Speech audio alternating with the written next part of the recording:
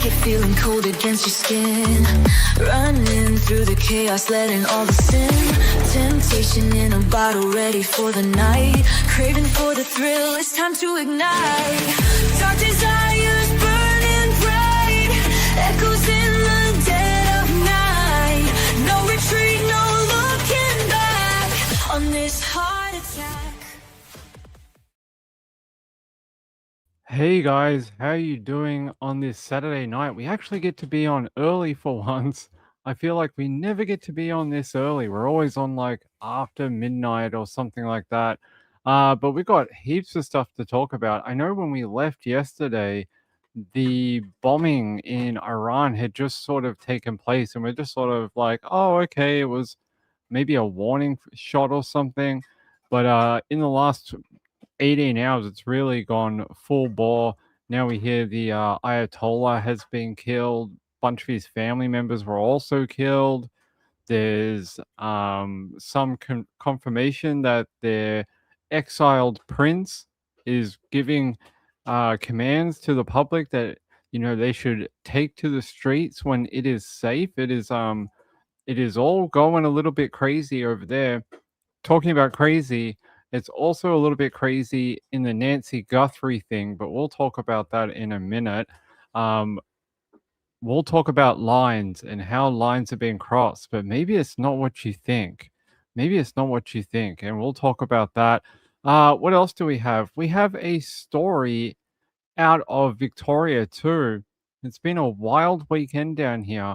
I want to show you something from Victoria, and I want to show you why we should not give people like politicians lots of money.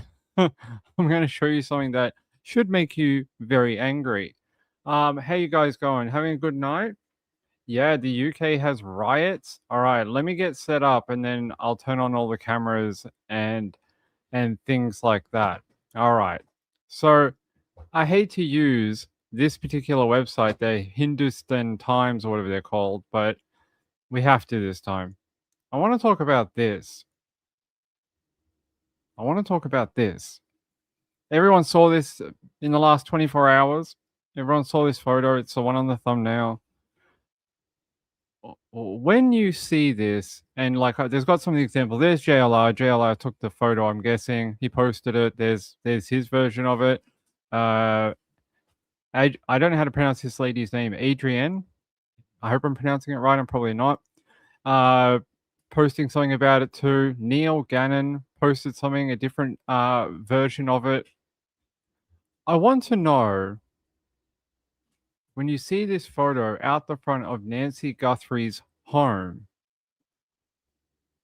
what do you think about it? Like, I want to hear what my people in my chat think this is. Is this a good thing? Is it a bad thing? Is it a thing that shouldn't happen? Should you not be taking photos out the front of her home? I'm interested to hear, because I think everyone has been looking possibly in the wrong direction. I want to tell you that sometimes we get so sort of like overwhelmed by the small details here that maybe just maybe we've been sort of divided and conquered. A lot of people saying it's blasphemy. Look, I don't want to talk about what she's wearing or whatever. I don't think any woman in the world needs a guy to mention what they're wearing, how they're wearing it, what color it is, what day of the week it is, anything like that. So I have no opinion on anything like that. She could be wearing a string bikini for all I care. Don't care. It's not got nothing to do with me. Chipmunk said it's insensitive. Also says a lot of the times how desensitized to things people are. Who are they? I don't think anyone truly fully knows. There are some suggestions that this lady is an ex-adult entertainer and then she's done some comedy, and apparently recently she's going to do true crime. And this photo, this little photo that her friend is taking, this is so they could do their thumbnail for their new true crime YouTube channel. Uh, is that something that you would want to subscribe to on YouTube? I'm interested. It has been a long time. So this week that we just got through is week 4. Week 4 of the look for Nancy Guthrie. You know, we're all trying to find out what happened, and we'd like to get a resolution to it. It's been a month. Yeah, we're 1 month into it. I don't know what they're apparently shooting for a thumbnail. Laurie says, "Be serious, people, not a shit show." I feel like if I was there and if I saw this, that maybe I would like to go home as a true crime creator. I feel like maybe we've just reached maximum saturation. Like it is just maximum saturation of of the Nancy Guthrie thing. And I feel like that's maybe the point we've got to, where it's like not just the hardcore true crime people have turned up, not just the TikTok people have shown up. Now it's just everyone. It's becoming almost like a tourist attraction, not that it hasn't been for the last 3 or 4 weeks, but it seems like, well, you know how people go on like a press junket, and they'll go around to like every radio station when they're like releasing a new album, and they're on like WKR, radio, and then the next day they're on KR1 or something. That's almost what it feels like that the front of Nancy Guthrie's home has become. It's just basically like, oh, I have some sort of presence online. Well, we should go to Arizona and go to Nancy Guthrie's home and do our content there. I find that, you know, maybe it's time we all just went home. I feel like it's almost done. Like we're just like, it's no longer about trying to cover the case or bring people like breaking information. I'm sure there's still some people doing that, but it just Moonlight View says I'm taking antibiotics just in case. All right. Yeah. I just feel like we jumped the shark. I think that was um a good thing from Danny, that we have jumped the shark. It's just natural. That's not a word. Maximum saturation now, and not anything fully against these two. I don't know them. I don't know who they are, but I just feel like that's what it's become, because the sheriff a few days ago put a no parking restriction, a local ordinance on the area around Nancy Guthrie's home, hoping to reduce the traffic and maybe the amount of people who would be bothered to go to the home. They're saying now it's like a mile or a mile and a half surrounding the home. You can't park your car, or I'm not even sure if you're allowed to. I'm sure you're allowed to drive in there. I just don't think you're allowed to park. But yeah, local ordinance can't be parking like cars all up and down the side of the street. So if you're one of these people, you either have to get dropped off, or you have to do the 1 mile walk into there to do your photo shoots and things. Like it just feels like it's like a Hollywood movie premiere. Let's all go take photos on the red carpet. It's we spent the last couple of weeks trying to defend the YouTubers and the people doing true crime, why they're out there, why it matters, how it helps the investigation, how it helps other people. And it just doesn't feel like that anymore. It doesn't feel like that anymore. Danny says a neighbor has JLR in their driveway. Did he pay them to like rent their driveway? That's some ingenuity. Um, Lindy said, "Yeah, you did miss it. I actually saw it and read it. I'm not sure. Yes. Okay, I'll say yes. JLR's got some riz. That's pretty funny. Laurie said, "Does Jay do donate any money from his YouTube channel? I doubt it. I got no idea. I've never seen his bank account. I don't know." Kim says Brian Enton using a neighbor's driveway too.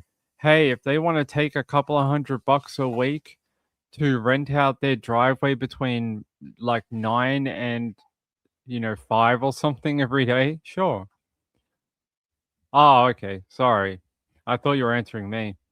Remember, this is my channel, Lynn. What are you doing? Chipmunk said, bad apples can ruin it for the rest. We are pingers here for life. I wouldn't walk around calling yourself a pinger in public. People might get the wrong idea. Look, good luck to these two. I hope their channel is a success, I guess. But I just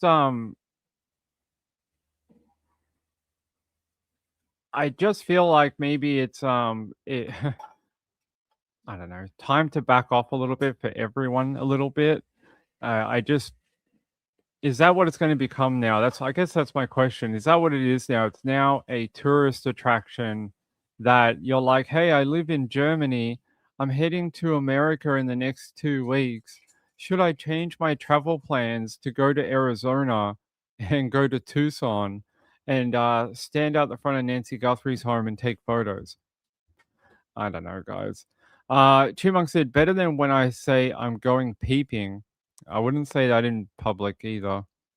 Montana said, kind of like people who live by the stadium charging people to park in their driveway. Yeah, sort of. When they announced that ordinance, I knew neighbors were going to take the opportunity to make a little bit of money. I mean, I think as long as they're getting paid a little bit, I guess so. Danny said, "Do you know what the chances of this being solved are?" I think after 1 month of the investigation and not having a suspect, I think it drops dramatically. It drops dramatically to something like, I wanna say, like, under 20%, but I can't remember what the exact number is. But I know that if they don't solve it after the first month, it drops, like, quite a lot. Marilyn said, "Disrupting neighborhood, those people have had enough." I think maybe we've all had enough. I feel like I have too, and I'm not even in America right now. Um, yeah, look, there you go. Taking their photos. I hope their channel does well. Someone said, and I know that the Hindustan Times is a premier, it's reliable. They always have the confirmed information. They're saying that these people are Kayla Day's friend. Now, Kayla Day was the person arrested out the front of Nancy Guthrie's home the other day. I don't know if that's true. That was something that people were saying online.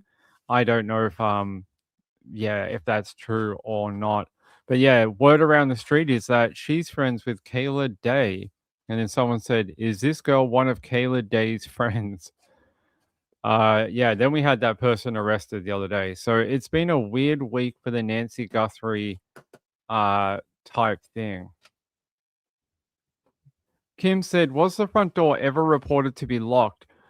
So I I seem to remember early on, like really early on, like the first few days, and I don't know if it was ever confirmed or not, but that the front door was found unlocked when investigators arrived. Do you guys remember that? But I don't remember if that was ever confirmed. I don't know if he ever said that in a press conference or it came from a media member. I'm not sure, but I seem to vividly remember somebody and that's the problem with we talk about the sheriff and then his saying things and then backtracking and then walking information back and changing wording. That's the problem now. See, like I can't remember who said it and whether it came from a press conference or it came from a media member who texted him and asked him a question and then put it out in their article. So let me look it up.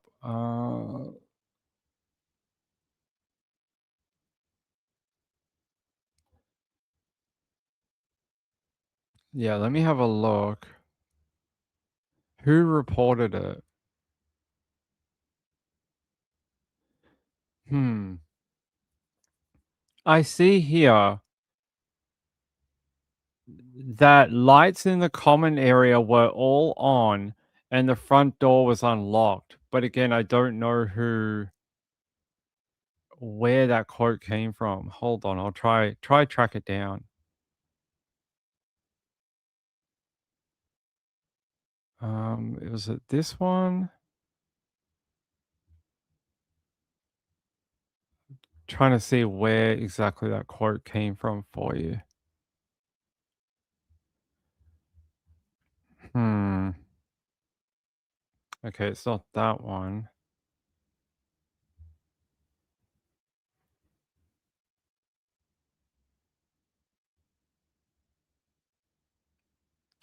I'm not sure. I'm not sure. Deputy saw blood. Blood on the front porch. Yeah, that's not it.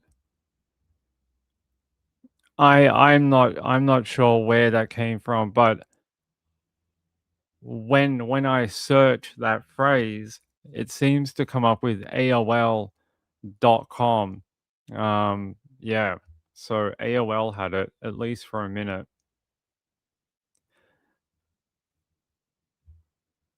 Um, there must be a god awful scene for Nancy Guthrie's family. It must be. Kim said the info has been so wishy-washy at this point. I don't think it's helped with the misinformation at all.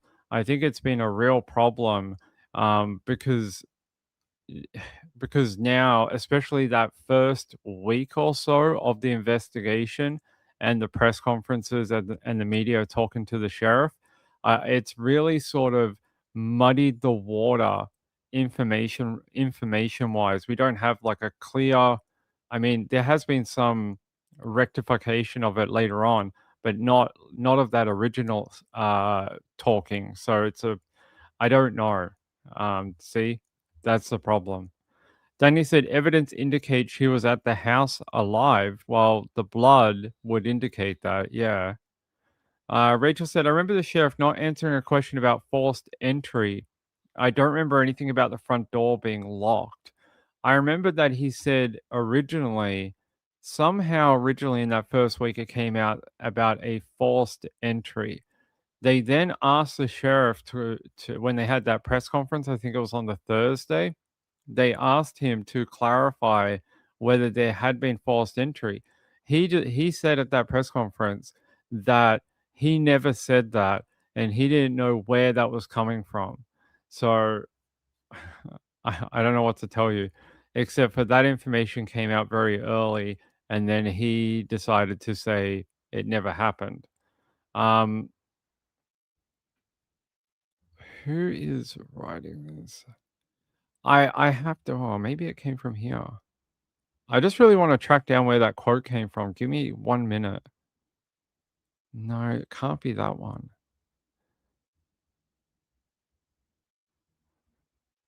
Okay. Common area we're all on. Okay, let me see if it's in this article. Nancy Guthrie's neighbors are continuing to review. Ring doorbell. Yeah, we know about that.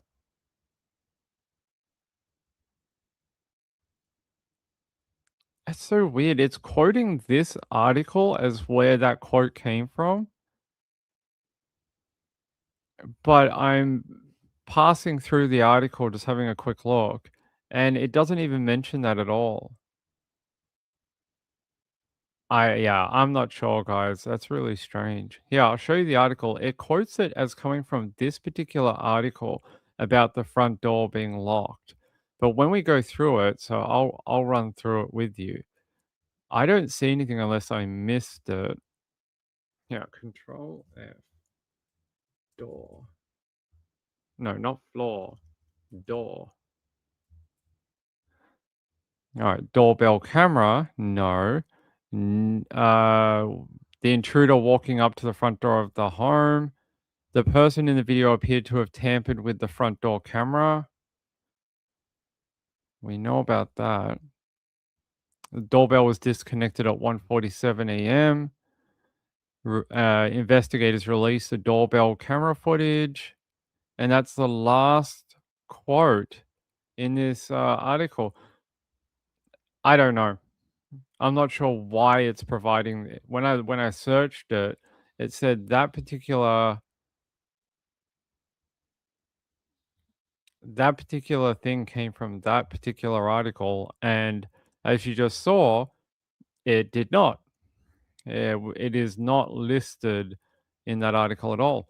So I don't know, guys, but that's what it says. JDR said many houses these days have codes to get in the front door. Some of them even have fingerprints, like biometrics. I've seen those before. Hey, Penguin, how are you, my friend? Good to see you. Rachel said so much info is telephone and not facts. That's what it feels like, a game of telephone. And then it's like someone whispered to someone else, and by the time you get to the 10th person, it's a completely different bit of information. Danny said, I think they went in the side slider door. Most people during break ins, they won't go through a normal front door. They would prefer to use a sliding door because they are easy to undo. You can just stick something through it and lift up that latch. It's literally like a thin screwdriver, uh, even a stick would be able to do it. You can just jimmy it. Sometimes, I'll tell you this, when I was growing up, and I don't know if they do this anymore, but those sliding doors, if you used to jiggle them up and down a little bit, it would make the lock pop. And you could pop the lock from the outside if you kind of jiggled it up and down a bit. It would make that lock actually open up. I used to do it at my parents' house when I locked myself out. I would do that to get in. Kelly said, I can't see any other reason for that guy to be at her front door other than to get the camera. I mean, that could be true. Danny said she showed her bedroom patio on Today's Show. Well, that's not great, is it? It's like, hey, burglars, come here. All right, let's keep going. Kim said my grandparents used a stick in the tracks.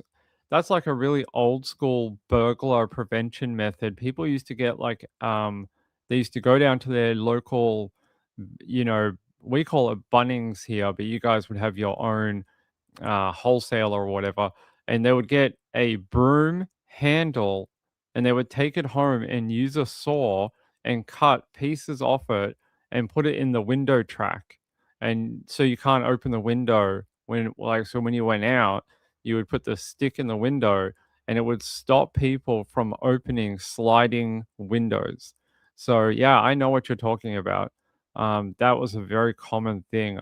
Don't know if people still do it now with the type of windows we have today, but definitely in the like 70s, 80s, 90s, early 2000s, a very common anti break-in type thing. All right, let's continue. Let's continue. I don't want to bore you guys. I feel like I do that enough.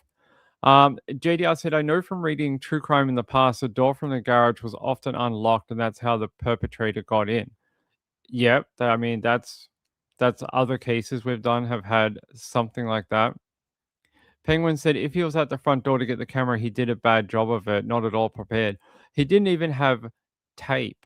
No tape to put over the camera lens, that's like robber 101 is to have something to cover it, even a spray can, something to cover that lens, anything. And he had nothing except for going into the garden and taking weeds. I think that's crazy. All right, let me go here. Uh-huh. Okay. All right. So we have a few stories to do tonight. I don't know how much longer I want to do on Nancy Guthrie because I really don't have anything to add other than talking about those couple of things that we talked about. And I don't want to just keep going over the same information over and over and over again. But I will tell you one thing: there is a big push for people who think that there's no way this could have been done with one person. And I gotta say, some of the reasoning that has come out makes me believe that could be a big possibility too. The fact that trying to carry that woman to where a car might be located sounds very difficult, especially in the middle of the night, how dark it was. I would think it would be a two-person job. I also kind of like the theory that maybe there was someone around the other side of the home. I don't know if that is something that we'll ever know, but that is always been interesting to me. Kelly said, "I didn't used to lock my door into the house from the garage, but started to last year or so." I feel like when you start getting into true crime, you start locking everything. You're like become a lot more security aware when you get into the realm of true crime. All right. So, some other topics we got tonight. We're going to talk about David a little bit. There's been a good little update in the David investigation. Um, I have a cold case that has now been solved of a little girl, 7-year-old Morgan. It was a 1996 abduction, and now they have got the guy. He's been federally charged with that abduction of Morgan back in 1996. This is from Kentucky, and the guy that was arrested is um, 62 years old and was already incarcerated, already in jail, and had been in jail for quite a long time. They used advanced DNA evidence to recover DNA from a van that had been stolen and used in the crime. And I really want to talk about that one. I want to talk about David. There's been a good one, good update in that. And actually, let's go to that one. Do you guys want to talk about David for a minute? Because I feel like we have to get a big break in this one soon. It has to be coming to a head any day now. It feels like any day now we're going to get a conclusion, an arrest, something. So I'm going to take you out to KTLA 5 for this update. Now at 1:30, breaking news. Newly unsealed court records in connection to the death of Celeste Rivas Hernandez reveal that singer David is now being investigated for her murder. Those documents also provide horrifying new details in this case. KTLA's Aaron Myers live in our newsroom with more on this breaking story. Aaron. Court documents made public in the alleged homicide of 14-year-old Celeste Rivas Hernandez reveal gruesome new details about the death of the teenager, identifying the singer David as the investigation's central target. The documents were made public through Texas appellate proceedings and are tied to the Los Angeles County grand jury murder investigation targeting singer David Burke. Private investigator Steve Fisher posted the documents on his X account. The documents were filed under seal but were made public after the singer's family challenged subpoenas compelling them to testify before a California grand jury. Los Angeles Magazine says the proceedings in Texas weren't sealed, so portions of the California filings were available in the Texas appellate docket. Hernandez's remains were found in September of last year inside the front trunk of a Tesla registered to the singer David at a tow yard in Hollywood. Employees contacted police after noticing a strong odor coming from the car. The filings show detectives found a cadaver bag containing human remains along with other body parts in a second bag. The documents also identify Burke as the target of the grand jury investigation, saying he may be involved in one count of murder. The singer's father, mother, and brother, who live in Texas, were summoned to testify in Los Angeles on February 11th. But David's father filed a petition for writ of habeas corpus, saying the subpoena violated his constitutional due process rights. His lawyers claim he was denied due process because he did not get full, unredacted copies of California certification documents, and that portions establishing why his testimony was material and necessary were withheld, according to Los Angeles Magazine. In the documents, detectives say David and his father have a close relationship. The Texas First Court of Appeals rejected the petition, according to Los Angeles Magazine, telling the family they had until yesterday to file additional appeals. The Court of Appeal in Texas was very clear in telling David's mother, his father, and his brother that they must appear in front of the grand jury in California. They found that their information would be both material and necessary in terms of this investigation. As of now, it does not look like anything new was filed in court before the deadline, so David's family may have already testified, according to our legal expert, Allison Treasel. In the newsroom, I'm Erin Myers. I'll send it back to you in the studio.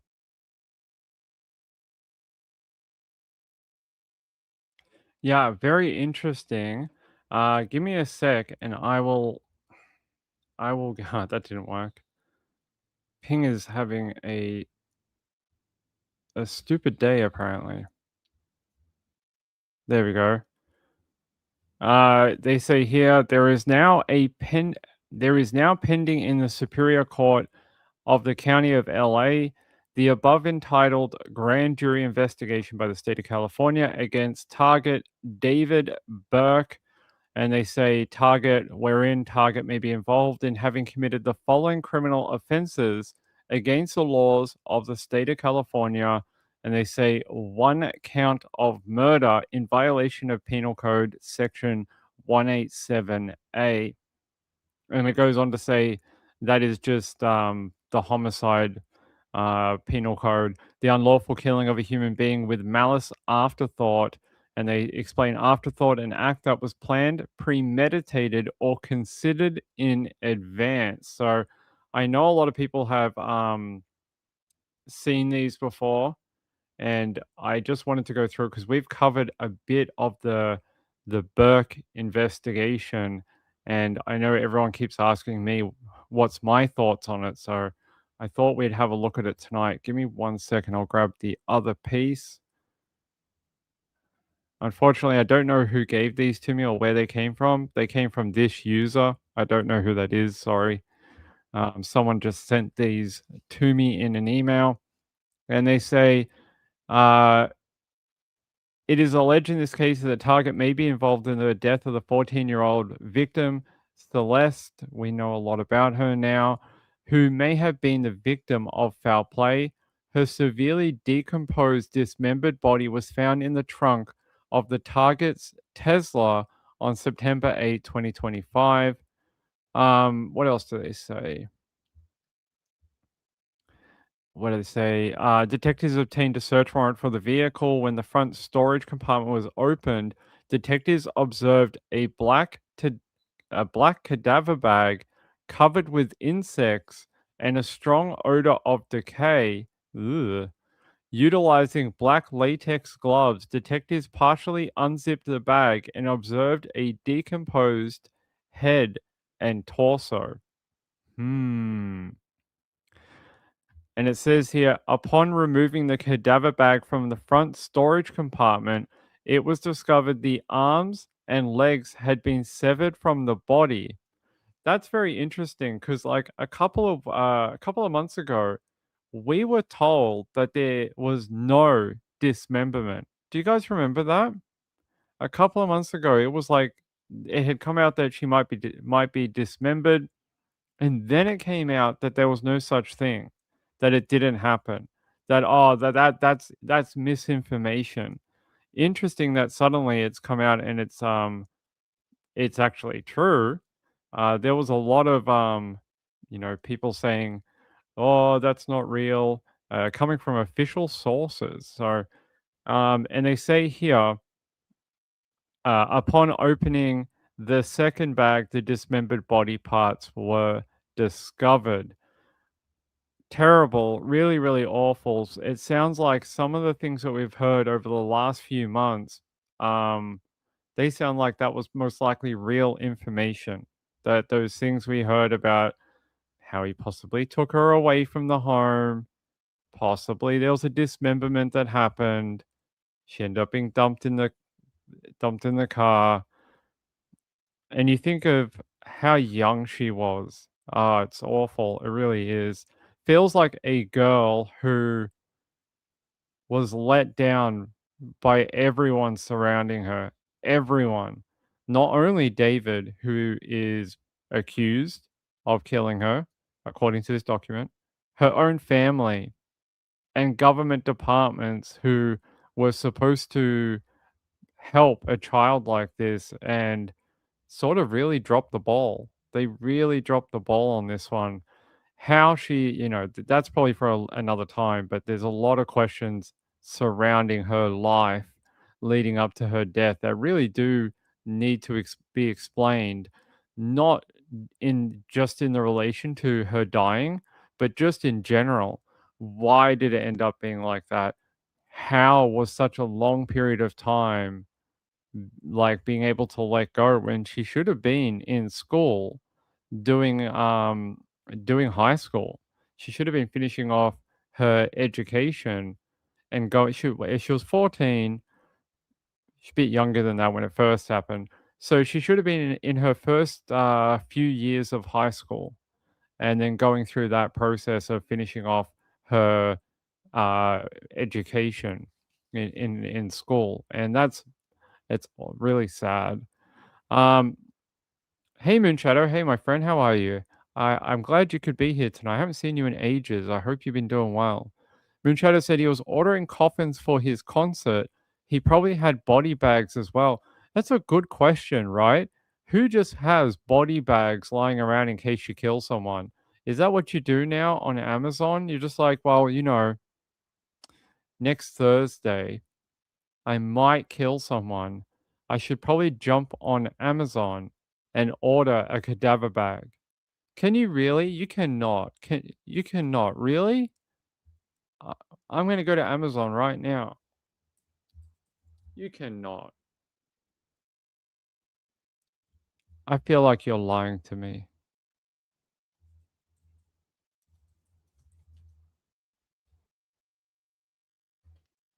Oh my god, you really can. What the hell? What? Why? What would be the what would be the sort of application for this other than murdering someone? Oh my god, you really can. Oh my god, you can even get ones for animals. Oh, not for the animals. Uh, I don't want to do that. Um, it says here 20 bucks. 20 bucks. You can get a cadaver bag, not like the ones you see on TV. This one doesn't look as thick as the ones that you see from a hospital or but apparently you can. Here, I want to show you their advertising material. This is their advertising material. 20 bucks. You can get and they're like, "Look, you too can put people in a cadaver bag in the back of a white van. Do you need to do that? Do you have a white van where people are wearing what looks to be some sort of head protection? And do you need to put people in a $20 cadaver bag? You can do that. Wow, I thought that would have been restricted to like people who do like mortuary or something like that.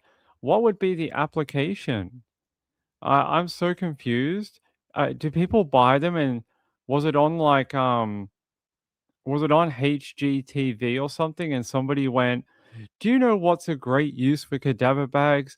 You can get these and put all your business jackets in them and hang them in your closet. This is a great organizational tool, and you can get them on Amazon for $20. Grab them today and organize your closet." I wonder if that's what it is.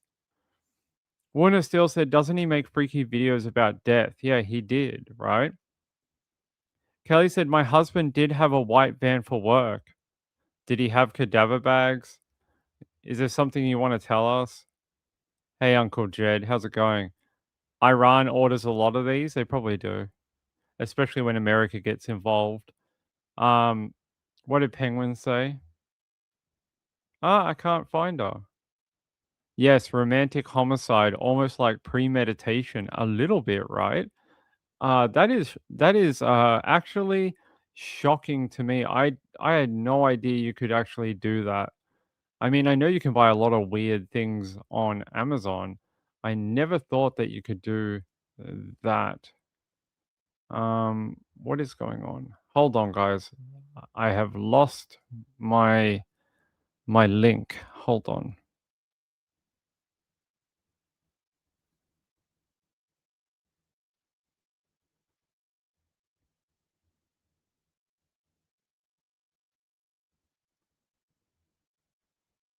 Hmm, that's weird. Give me one sec. I just want to find out why I can't find that. I'm trying to find like I had a copy of the full article up and now I can't find it.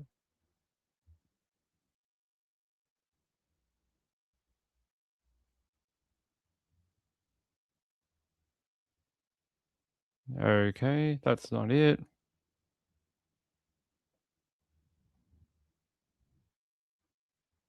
Hmm. Okay. All right. So that's not going to happen for some reason. I can't get the PDF to load on my screen. I can only get the original two that we had. Okay, I don't know why. Our StreamYard is playing up, and I'm not exactly sure why. Normally we can do PDFs. All right. So at the very minimum, this has basically confirmed what we all sort of knew. I think we knew about the dismemberment easily half a year ago, and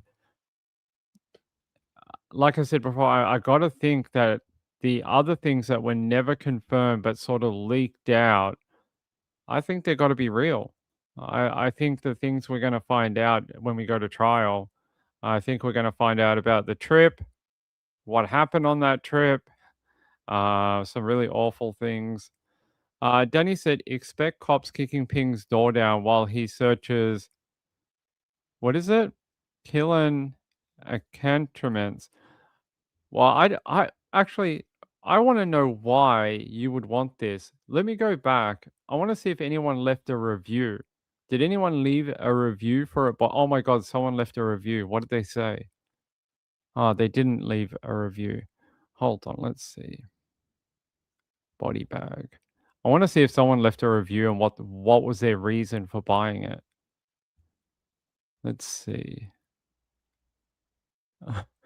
You know, like most of them have no reviews, and it's almost like people are too scared to tell everyone that they killed someone. They're like, "Oh, I can't do that. That would be evidence. I can't leave a review about me putting a cadaver in the bag." Yeah, no one left an actual review, but someone rated it 5 stars. Someone rated the body bag 5 stars. I don't know. You guys, maybe people in the chat can come up with a reason why you would need this. It says here, it says here, this item can be used as both a corpse bag and an item storage bag. It can be used in various scenarios such as funerals, hospitals, transportation, and providing convenience for users' lives. Can it? How exactly does it provide convenience for users' lives? I feel like most of the users might be dead, and I guess it might be convenient to be in a bag. Um, they said this product is leak proof. The product has a strong waterproofing ability. It will not penetrate even when sprayed in any direction. Well, you would hope it would not penetrate when you sprayed it in any direction. It also has characteristics such as tear resisting, weather resisting. Oh my god, that's not funny, Ping. Stop. And sun prevention, in case you want to store your cadaver in the weather and have some sun prevention. These descriptions are funny as hell, and it's not funny, it's so serious. Um, oh, it can also be used as a game bag for hunting decay. I often like to hunt decay. And it says a telescopic bracket or a transport board for storage. There you go. You can either use it to shoot a buck or to hide your body in the outdoors. That's what they're trying to tell you about. Sorry, that I don't know why that was funny, but it just seemed weird that they're like, yes, you can store your body bag outdoors. Um, Moon Shadow said, "It is funny. What a world where we can buy body bags online." I really thought you would have to be some sort of like, work at a funeral parlor and you could only get it through. So, like, if you had a supplier that supplied your medical tools or whatever, that type of thing. I would have thought it would have been for like that. Danny, I'm a journalist. So, like, if they came, I would just be like, I'm a journalist. What do you want me to do? And I research this stuff for my work, and they'd be like, "Oh, okay." Like, I, you know, I'm sure there are journalists all around the world that have way worse than what I have. JDR said some small towns have small budgets and may like the convenience of ordering from Amazon. That's a good point. That could be true. But you would still think that their morgue or mortuary or medical examiner would have some sort of wholesaler that would sell to them for their, like, for their medical examiner or something like that. And these are very thin. Like, these, I would you trust? Would you trust your murder victim in this? Um, I just feel like this is not going to be like the ones that you see on TV. This thing looks like if you tried to pick an 150-pound body up in it, I don't think it's gonna like stay together. I think it's gonna tear at the zip or something, or these handles are gonna break off. It is not like one of those really good quality cadaver bags. Anyway, maybe they're the same type as what he had. I mean, how he just had one lying around to use for her is a question I would love answered. I would love to know why he just had them lying around in the Tesla. I think that's very interesting. Um,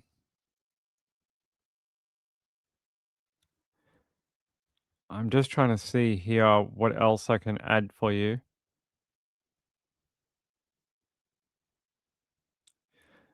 Um,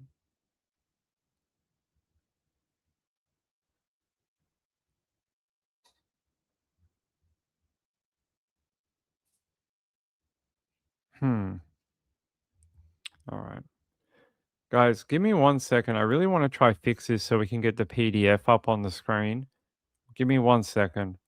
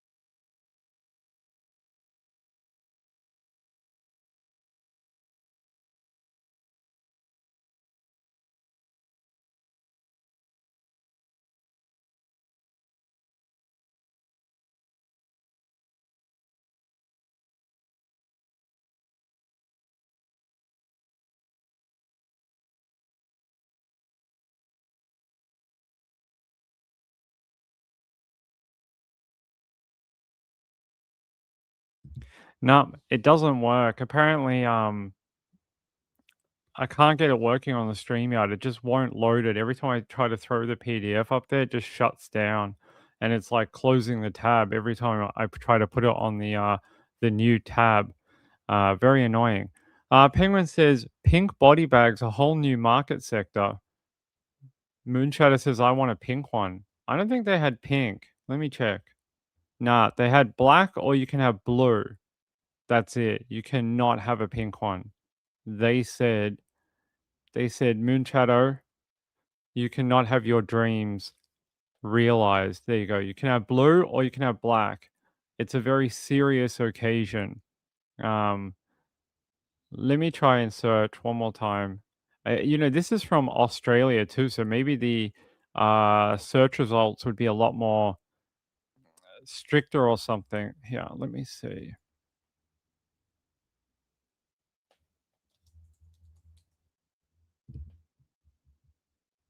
I wanted to see if they had a pink one for you. They do not. You can have black, blue, or that's it. Yeah, none for you. None for you, Moonshadow. I'm sorry. Let's see. Penguin said, I don't have any body bags. If it came to it, I'd have to use a sleeping bag. Body bags, the new way to sweat your extra weight away. I feel like you would suffocate if you went into that. No, you would suffocate. Look at Trina. Okay, I will. All right, let's keep going. Let's keep going, you weirdos. So where do we go? Where do we go now with David? I really think now that these documents have been like aired in court, it's got to be a actual charge, right? That's where we have to go now. Like it feels like we're just delaying the inevitable.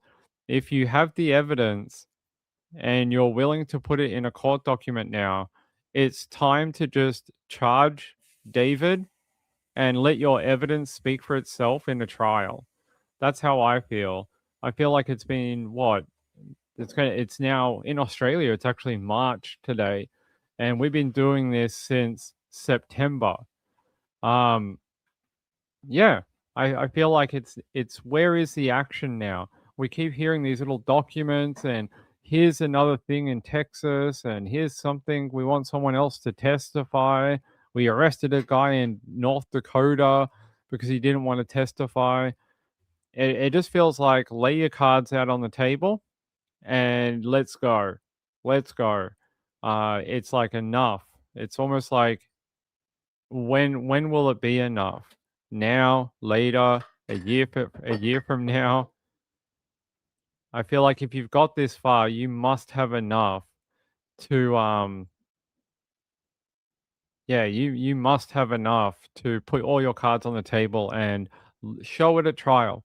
Put all that evidence out and let a jury decide. Isn't that what we use the courts for? We use the courts to let them decide. We have a jury of our peers, and that's how it works. So that's what I think. I think it's I think there's, in my non-cop, non-lawyer opinion, I think there's quite a lot of evidence tying him to the death of Celeste, and that's only the stuff that we know about on the outside. Who knows what they aired at that grand jury?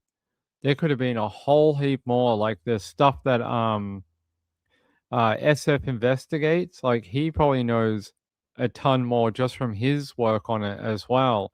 And I feel like when you see him get so upset that there's been no charges laid, it tells me that the evidence must be there. What the sort of holdup is, I don't know. I don't know what the giant holdup in filing charges against David might be. But yeah, there's that article.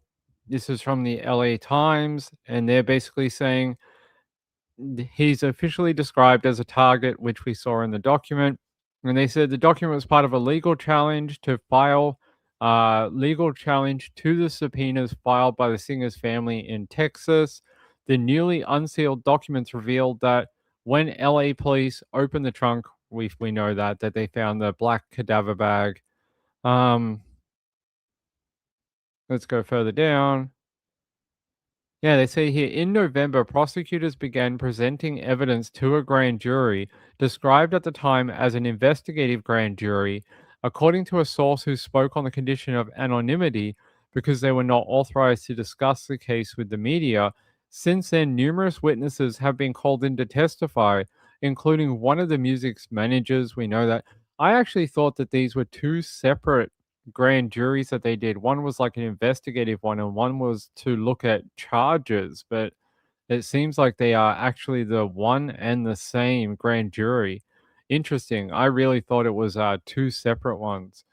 The singer's father, yeah, they would like them to testify, and I don't know if they will. What are they saying here? Yeah, here's that quote. LA Police Captain Scott Williams, who leads the robbery homicide division, they're the ones investigating, said the girl had been dead for at least several weeks. Williams said the body had not been decapitated or frozen, as some news outlets have reported. That court document from recently contradicts that, not the frozen bit. We don't know any more about that. But the fact that he said, Williams said the body had not been decapitated or frozen. Okay, maybe she wasn't decapitated, but she was definitely dismembered. That's not that far off being decapitated. Decapitated just means the head is off. But the fact that they cut her body in half, it's almost like word game semantics that they try to play sometimes. Moonchatter said, "What are those little side tags on the body bag for?" They're handles for carrying the person in the bag. Yeah, they're loops. Like if you put your hand in and try, you have two people on either side. The fact that she was dead, I think they were saying not several weeks. She could have been dead for months, dating back to the spring. So that's not several weeks. That is months of time, not weeks. That's not. If I asked you in September, can you describe to me uh how long ago April was? Would you go, oh, that was like 15 and a half weeks ago? Is that how you would describe? Is that how you would talk to someone in that way? I would say, oh, that's 4.5 months ago or something like that. So to describe it as several weeks, it's just semantics. Warner still said she was in two body bags. Simple. Yes, there you go. That's a better way of doing it rather than all these other kinds of descriptors. Um, I hope we get these charges. It has gone on long enough. That's my thought on it, and I feel like it's just got to go now. Uh, you've leaked so much through court proceedings and this and that. It's like let a jury decide. Get the charges. I'm going to take you to one more update about it, and then we'll keep going.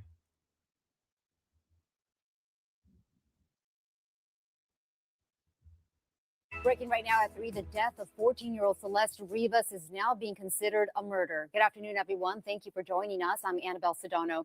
You may remember Rivas's body was found inside the front trunk of a Tesla owned by pop singer David.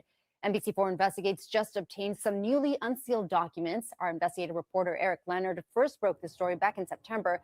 He's been reading through those court documents and joins us live with what we know about the murder so far. Eric, and there's some shocking things in that filing.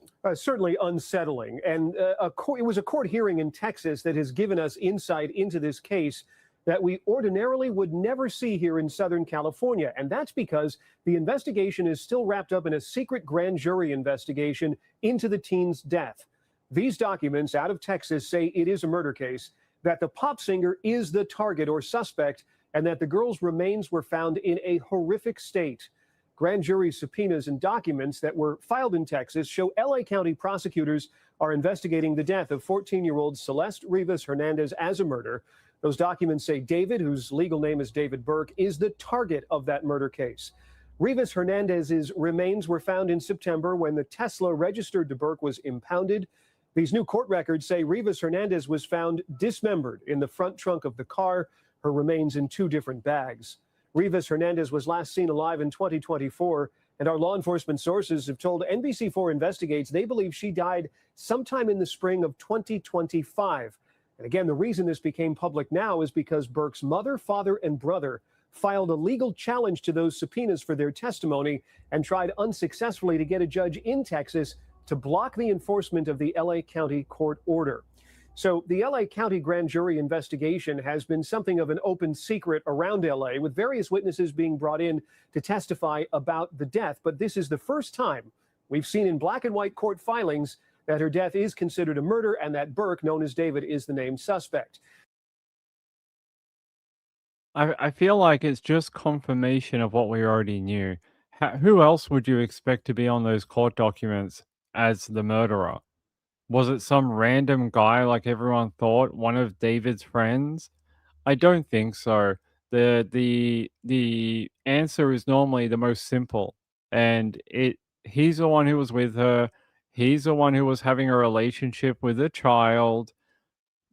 You know, where else do you want to go with that?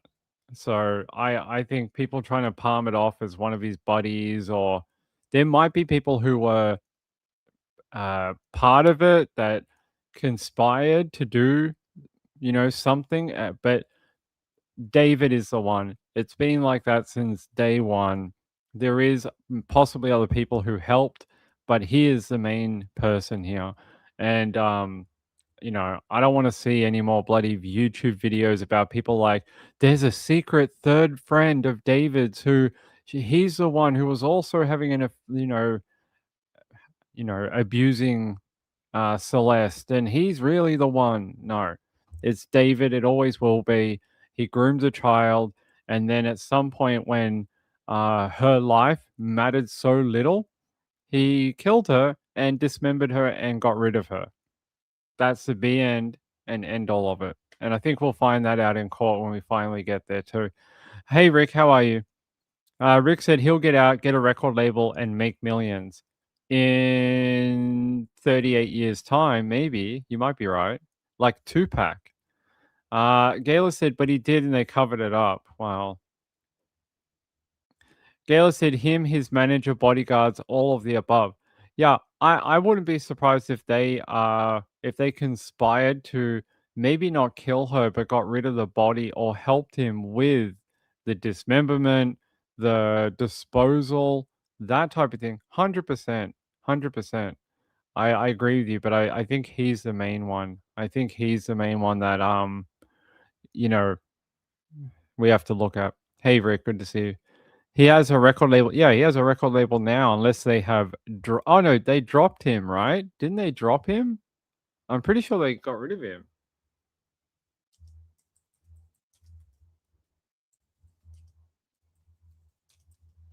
Pretty sure I heard they dropped him.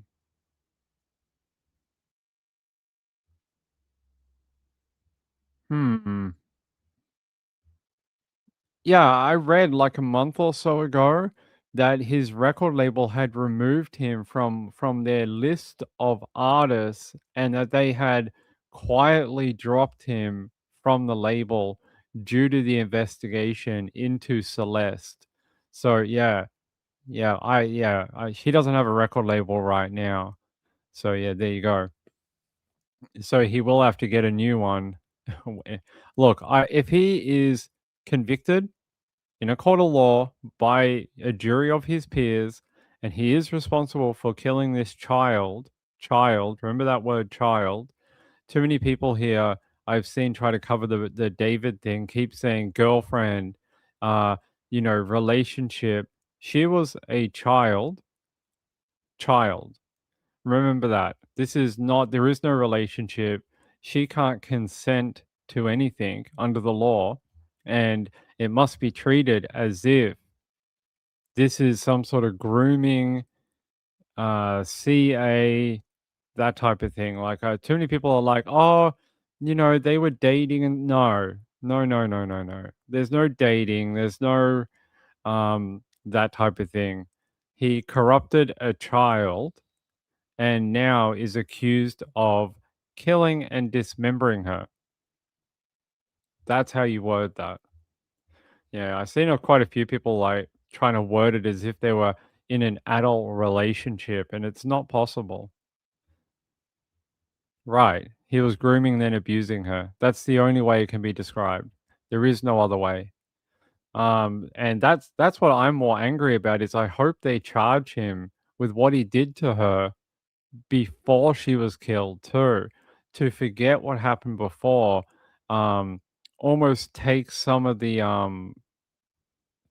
it makes it less serious in a way of what he did to her, if that makes sense, because you're only really focusing on what happened at the end of her life, but she had at least a couple of years of being abused, and that has to be recognized too. So Kelly said even mainstream media was acting like she wasn't intentionally dismembered his girlfriend.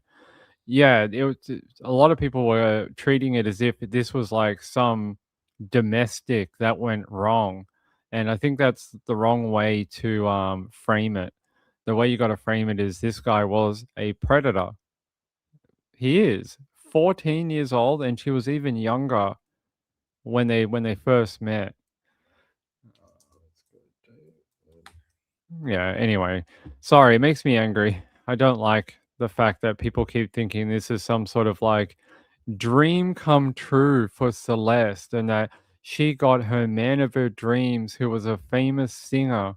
No, that's not the way that works. Anyway. We're getting off topic. We'll have to wait and see. Wait and see when they finally wrap up this grand jury. Who knows when that's going to happen? It's already been going since freaking like November or something.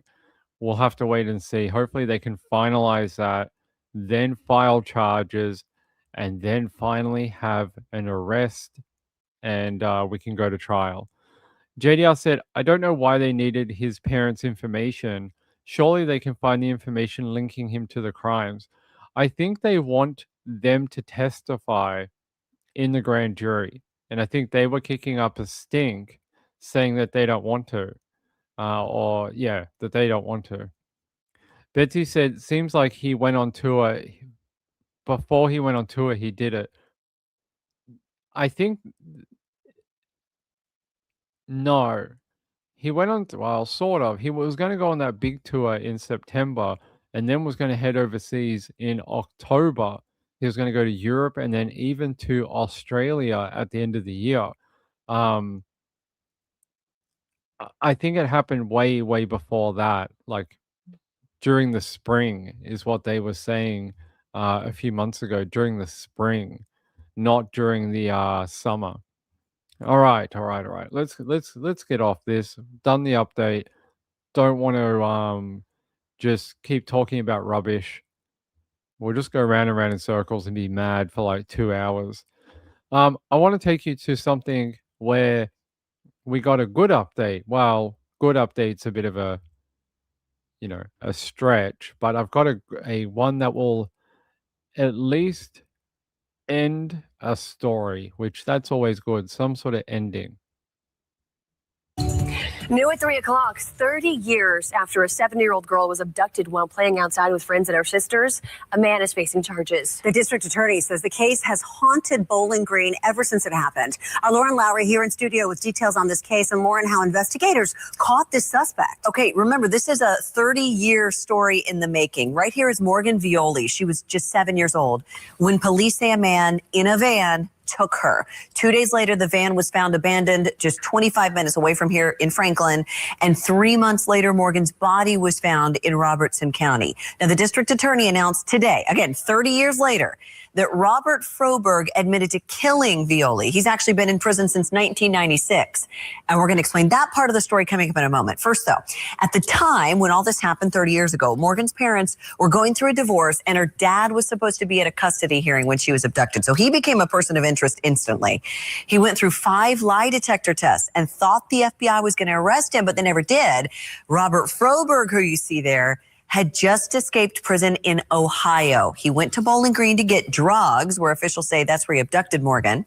A fiber collected from Morgan matched with the seat cushions in the van. Recent advancements in DNA testing led officials to Froberg. Now, that is the mother of Morgan.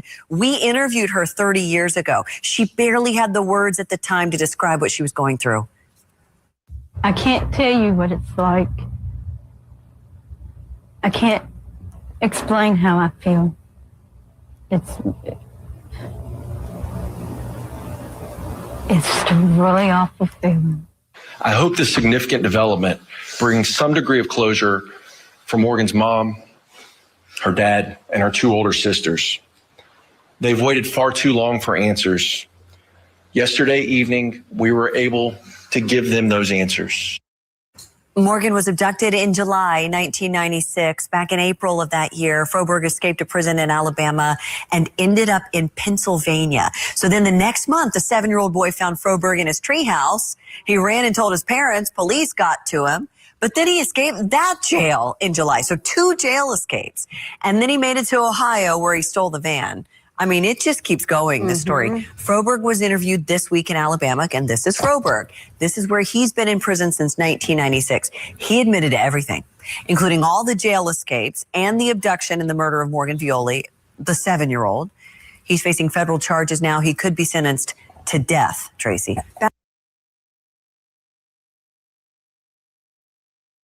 How terrible for her father.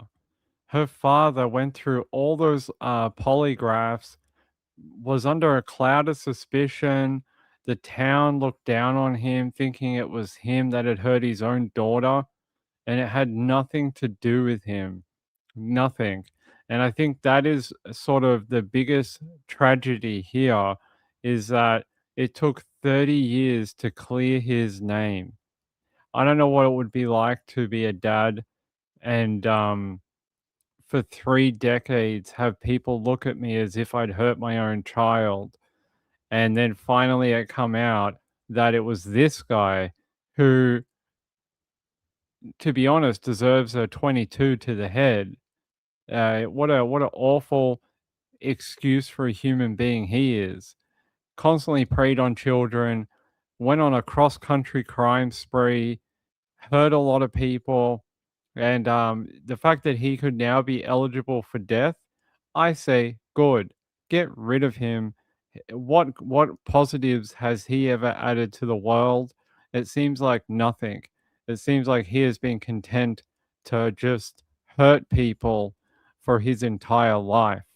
So that is good news, but you know, I feel really sorry for her dad and her mom. But yeah, 30 years to find out who kidnapped and killed that little girl. And the fact that he just admitted to it almost feels like maybe it could have been done a long time ago. Here's some photos from back when it happened and what he looked like. I'll show it to you. So here's what he looked like back in the day. And there's her photo. He doesn't look that much different today, just doesn't have the hair. Let me go over here. Yeah, do you guys want to see what he looks like today with the other photo? Yeah. He doesn't look that much different, right? He doesn't look all that much he looks very similar. Gail said the little boy was lucky to see him and get his parents. Very lucky that he had a way of getting away. Rachel said 30 years. And then that whole time they thought it was her father. I mean, that must be, I don't know what it must feel like for him. Let me see if I can get the criminal complaint. I can. from Kentucky. All right, here's the criminal complaint. They talk about here that an FBI agent has been with the FBI since 2019. And what do they talk about here? Probable cause. They say on or about December 27, 1988, Froberg committed an armed robbery in Montgomery, Alabama. Shortly thereafter, he was arrested and found in possession of paperwork about how to hotwire cars. Is that how they used to do it back in the day? They used to have to carry paperwork with them? Subsequently, Froberg was sentenced to a lengthy term of imprisonment for his armed robbery and began serving his sentence in the Alabama Department of Corrections. In February of 1995, prison officials discovered Froberg was in possession of 2 nude pictures of minor girls. Geez, how would you get that in a jail? On or about April 3rd, 1996, Froberg escaped from a prison work detail in Alabama. Shortly thereafter, he robbed an elderly woman and stole her 1986 Oldsmobile. Froberg fled Alabama in the stolen car and ended up in Mount Carmel, Pennsylvania. On or about May 20, 1996, Froberg was in a children's treehouse just in the woodline from a residential area. A 7-year-old, initials WA, went to the treehouse to see if any of his neighborhood friends were playing. As WA was climbing the treehouse ladder, Froberg peered over the platform at him. Froberg asked WA to climb up into the treehouse with him. WA told Froberg he was going to the store to buy candy. Froberg offered to buy him candy. WA told Froberg he would go get his candy money and come back. Instead, WA told his mother that a man was in the children's treehouse. WA's mother and sister went to investigate. They discovered Froberg in the children's treehouse, just as the child described. WA's mother immediately called police. Froberg ran from the police but was apprehended a short distance away.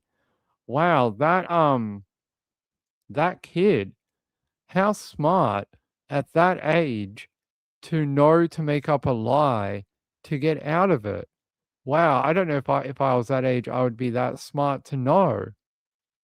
That's really clever. I wonder if he grew up to be really, really smart because it's really, really clever.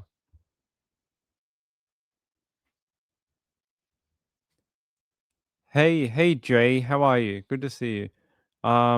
Good to have you here, Jay. What's up? What is going on? Let me check my chat. Yeah, hey Sarah. That's a special kind of hell. It really is for the father, right? Yeah, very smart kid. I can't believe so that's the first one. And they say here after that, when he was caught for being in the treehouse, he was taken to Northumberland County Jail. On November 16, 1996, he escaped from Northumberland County Jail by climbing a rain spout to the roof, then using a cable to climb down. He stole a prison employee's bicycle to complete his escape. And this is where it gets into what he's most well known for now. In July of 1996, Froberg's parents lived at 2001 Spice Avenue, Dayton, Ohio, the home in which Froberg spent his formative years. In July of 1996, a maroon Chevrolet van with Ohio license plate NM80UZ was stolen from behind a residence in Huffman Avenue, Dayton, Ohio. And they said it's approximately half a mile from his parents' home.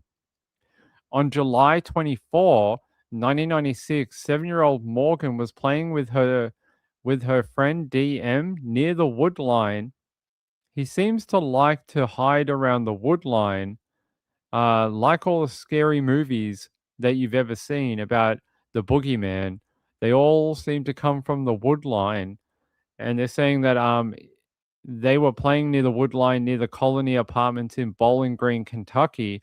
A man driving a maroon Chevrolet van was driving through the parking lot.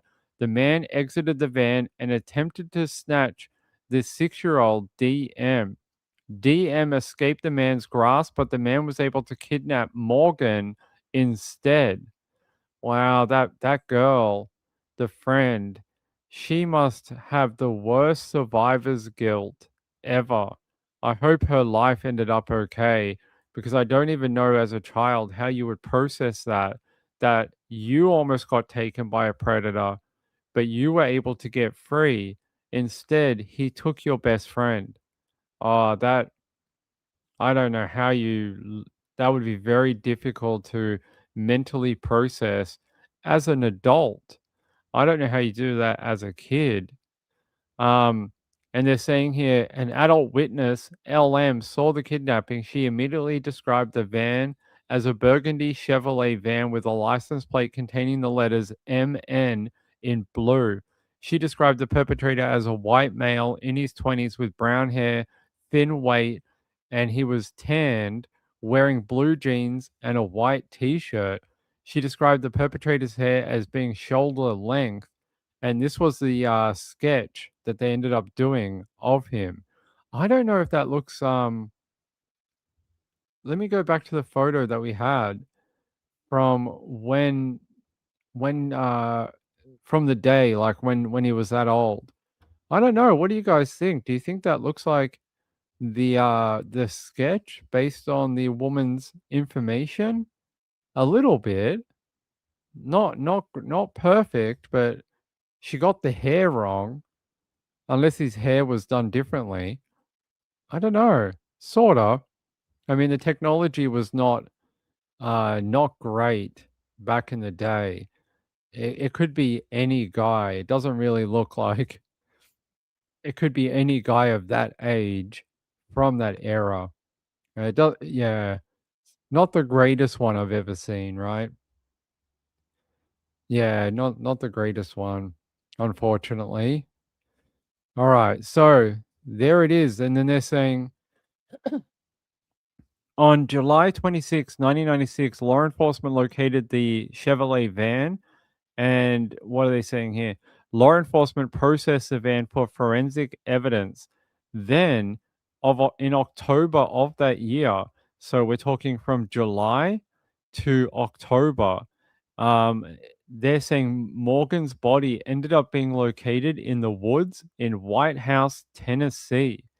So that's not far from where they found the truck.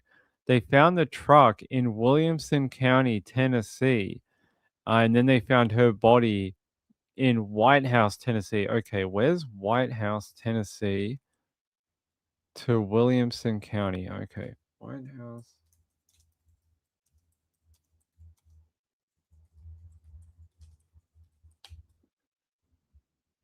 Ah, that's not it.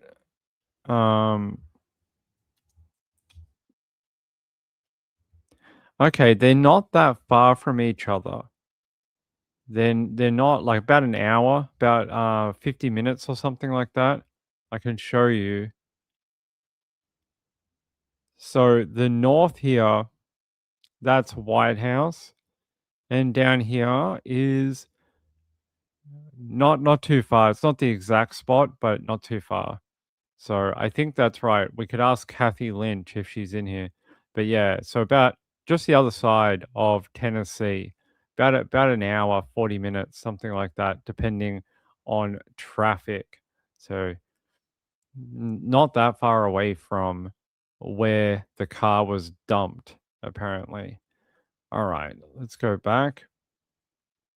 And they're saying here on March 5, a year later in 1997, the FBI forensic lab confirmed a fiber initially located in the remains of Morgan's hair was consistent with the fiber found. It was a fiber of seat cushion that was in the 1978 maroon Chevrolet van that they found nearby.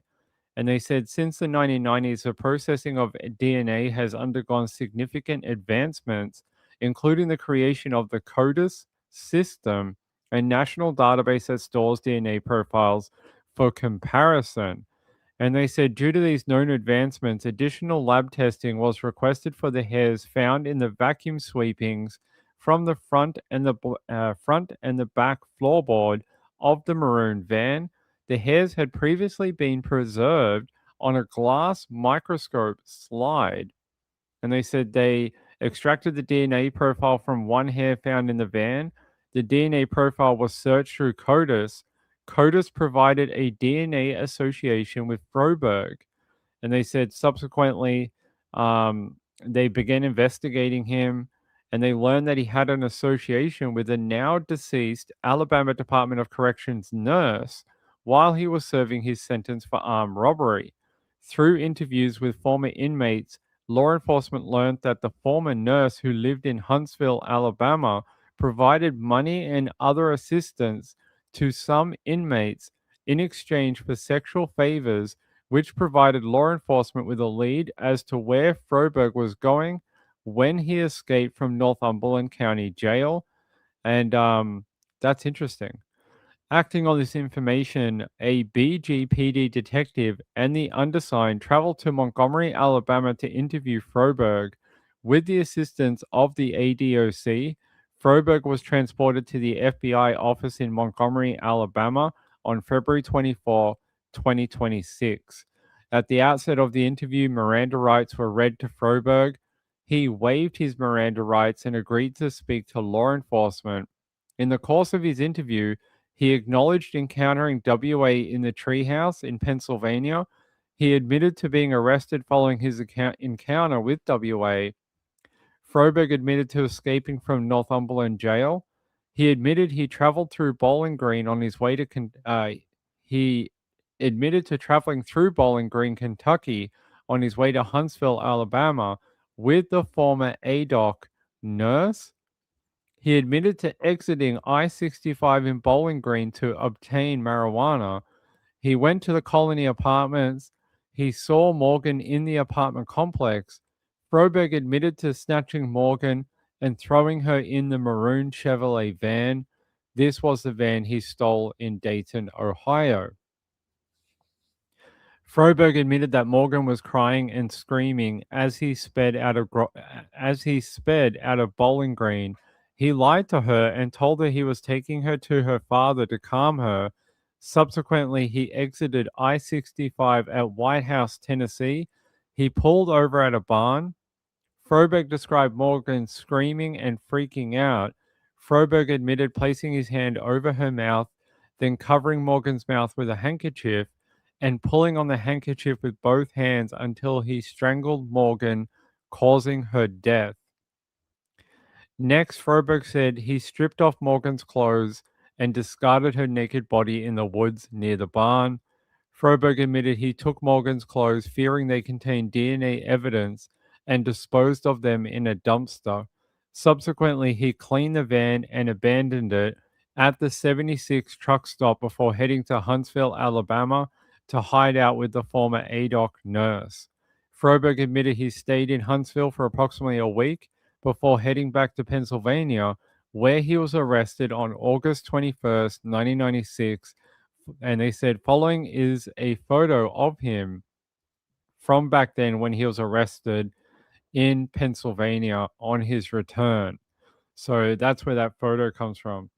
No, it sounds like he left her in Alabama and he took off back to Pennsylvania. So they now have him. He admitted to everything for some reason. I don't know why. I guess because he was already in jail for life, maybe. I'm not 100% sure why, but hey, we have the cops circling at the moment. I can hear the cop helicopter above us right now. It's really low. Mrs. Ping, can you hear that? Oh, what is going on? That's really strange. How low are they? Okay, something's going on in my area. There is a helicopter, a police one, flying really, really, really low. Huh. I don't know. Don't know. We'll find out on the news maybe. Coming to get me? They're coming to get me because I was talking about body bags on Amazon, aren't they? Oh my God, Danny was right. Danny was right. They are coming to get me. Sarah said, has a nurse ever been prosecuted for helping him? I don't know. Let's have a look. And the fact that she was abusing her position of trust in the prison as well. Like she was doing all sorts of things for sexual favors. Weird. I mean, not weird that someone would do that for sexual favors, but the fact that she was so easily corruptible. Let me have a look. I wonder if they obviously identified her. They know who she is. Um, Let me try get his full name and then I'll look up the nurse. So she was from ADOC. All right, let me try and see if there is anything on her.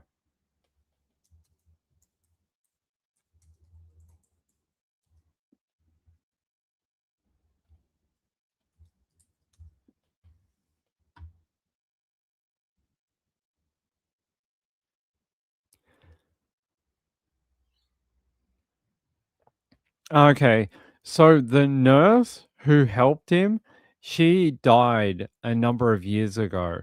So she's been dead for a period of time. I reckon that's probably why they did not prosecute her is because she's not alive. So let me try and yeah, it sounds like she's unfortunately yeah, not with us anymore, but would have been good to find out um why she helped, what else she might have known about what happened to Morgan. It's strange that she would be okay helping that guy, right? I find that, you know, she was so okay with helping prisoners. Gail said, when people leave the hospital, the helicopter flies over my house low looking for them. The hospital is at the bottom of the road. Maybe that's what's going on. I reckon it might be a stolen car because it looks like they're circling different roads. I don't hear any sirens though. I don't hear any cop sirens. I reckon it's a stolen vehicle. We get a lot of those around here. Yeah, they've taken off now. Whatever they were doing, they seem to have lost interest in it. But yeah, we get them quite frequently over Melbourne. Gail said, what sort of person do you need to be to sleep with? That sort of person. I know, right? So what else do they say here about him? Um, that photo is really interesting, right? It's like one of those like, like they got him, they got the guy. There you go. That's what he would. That's what that little girl would have seen. The last face on this earth was him, and the girl in the treehouse. I mean the boy in the treehouse. He would have looked in that cubby and seen this guy peeking back out at him. It's frightening. It really is. I'm glad they've been able to find him. It's even better that he admitted to it. It's just very sad that family had to go through all of that, and it took 3 decades to track it down and fix it. It's awful. Chipmunk said, I grew up near a local hospital. Now I'm in the country and they fly over to go to the next state over. Okay. Hey, Mimi, how are you? Um, the nurse must have known she had to have, right? You can't travel with someone like that through multiple states and know him. I mean, the fact that she knew him in prison and was supplying him with like drugs and other things in jail, I wouldn't be surprised if, you know how they said in jail he had 2 photos of underage girls? I wouldn't be surprised if they came from her, if that she got them for him. I mean, where else was he going to get it? And if you've got a nurse on the outside who is doing things for sexual favors, maybe that's how he got the photos. Sarah said, justice not fully been done then. It is strange that there are women predators too. Here in the UK, we had the Moors murders. Yeah, they just did a documentary on that, I think. I know the one you're talking about. JDR said she was a pervert herself. She was a little bit, right? She was in the same vein as him. Oh, the helicopter's back. I'm not sure what is going on. Let me check something. I have a thing here that tells me if there are any jobs like for emergency services. Hold on. Anything on here? Don't see anything for my area. Weird.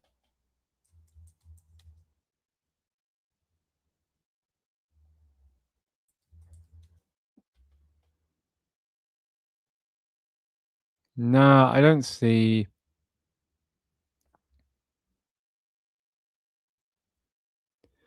Yeah, nothing that I think would be worth reporting on anyway. Nothing exciting anyway. I'm not sure what's going on. Maybe they're chasing some bad guys. Chipmunk says, how do you not look out the window? I'd be looking. Because there's trees outside of my window. So I can hear them, but I can't see them because of the tree line. So there's no point. Wave to them. Wave to the cops. You should see the helicopter we don't have. Do you guys want to see the helicopter we have in Melbourne? That's a police helicopter. Hold on, I'll show you. I don't know if you'll believe me when I show you the helicopter. Yeah, pole 32. Pole.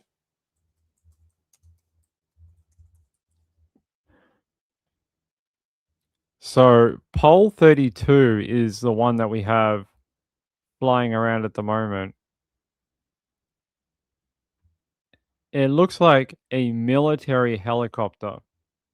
It does not look like a typical, white and blue police helicopter. It literally looks like a camouflage military helicopter. It is pretty impressive to look at. Gayla said, I only know if it's got a big searchlight, if it's police, or if it's a normal medical helicopter. This one's a big one. Big giant helicopter. I don't know what they're up to. It'll probably be on the news tonight. So yeah, very sad story.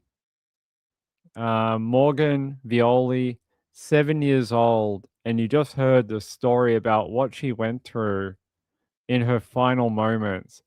She had a handkerchief stuffed over her face and was basically asphyxiated, all because he freaked out and decided that she couldn't live anymore. Really, really horrible. Let me take you to one last update for her. Pray before I go to bed at night. Pray when I wake up in the morning. I pray when I wake up in the middle of the night having nightmares, Find myself in constant prayer. That was 30 years ago. Since then, the family of Morgan Violi has lived with a question they couldn't answer. What happened to their little girl? Today, an answer. Investigators announcing a major breakthrough, piecing together what happened the day she went missing from her Bowling Green home back in 1996. Good evening, everyone. Thanks for joining us. I'm Rory Johnston. Federal charges now filed against this man, 61-year-old Robert Froberg, who authorities say abducted and murdered the 7-year-old. They also revealed Froberg escaped from prison a number of times in the late 90s. Our Nikki Hauser tonight shares the timeline of this decades-long journey and how new DNA technology finally brought justice. Today, we announce a significant development in a case that has haunted my hometown of Bowling Green, Kentucky for 30 years. It's been decades since 7-year-old Morgan Jade Violi lost her life, and decades since her family has had clarity or closure. Not knowing where she's at, not knowing if she's okay, not being able to see her or hear her. I'm so scared and I'm never going to find out what happened to her. Finally, we know. Robert Froberg confessed to taking Morgan in July 1996 outside the apartment complex her family lived in Bowling Green, Kentucky. It's a relief. It's heartbreaking. An affidavit released this week breaks down Froberg's timeline and the steps leading up to his confession. In 19... Well, we just went through that entire document with you, so I don't think you need someone else to read it out to you. Tragic case. I'm glad they have resolved it. I don't care what he gets in prison. I hope it is death. And to wipe this world of this evil excuse for a human, because I refuse to say he is a human. Eddie says Nancy Guthrie is in Iran. I think you might be right. That would explain a lot. I think is that why all that bombing happened? They were probably looking for Nancy. I think Eddie's right. I think he's correct. Gayla said that poor little girl and her poor parents. I just feel sorry for the dad. Imagine that the whole town thinks that you killed your daughter and you somehow have to live your life and you know you didn't do it. And to find out, so if he was in his 40s back when this happened, he might be in his 70s now. So he had to go through the majority of his adult life being basically looked down on from the surrounding town people. It's almost worse than the sentence that the actual killer will get. He lost his daughter and that everyone around him thought it was him. That's very unkind. Very unkind. But yeah, look, DNA evidence saved the day, and he's not going to get out of jail anytime soon. That's it for him. All right, what else do we have? I think we've got another one. There's a lot of missing people and cold cases that have been looked at. Hold on, GDR wants me to look at this one. Okay. Yeah, let's watch this one. What is this one, JDR? Let's have a look. Katie? All right, Katie. Let's play this. Oh. Good work. Katie Matute Antunes was only 19 years old. Her sister describes her as a hard worker, joyful, and a loving mom to her young twins. Yo estaba allá. Lady Antunes told us in Spanish that she was at Matute's house on Sunday evening. She saw her for the last time around 6 when Matute left to get a few things at a store nearby. She didn't make it home. No sé cómo explicar. No tengo palabras, la verdad. The NOPD told us this Sunday night that a woman had been hit by a vehicle, then a second one on Chef Highway. She had been trying to cross near Plum Orchard Road. When first responders got there, they pronounced her dead. The drivers of both cars have stayed at the scene, and police didn't make any arrests that night. No tenemos. Antunes says her family hasn't heard anything from the NOPD about the investigation, and they're desperate for information. They're also trying to pull together money for her funeral and care for Katie's 2 children. Antunes told us that she knows no one can replace the baby's mother, but her family is going to do the best it can for them. Katie Matute Antunes will be laid to rest this weekend. Rachel Handley, WWL Louisiana. Man.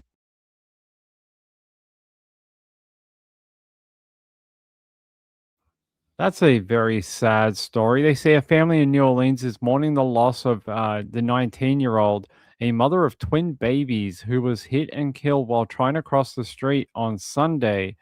And what are they saying? Do they know the person who?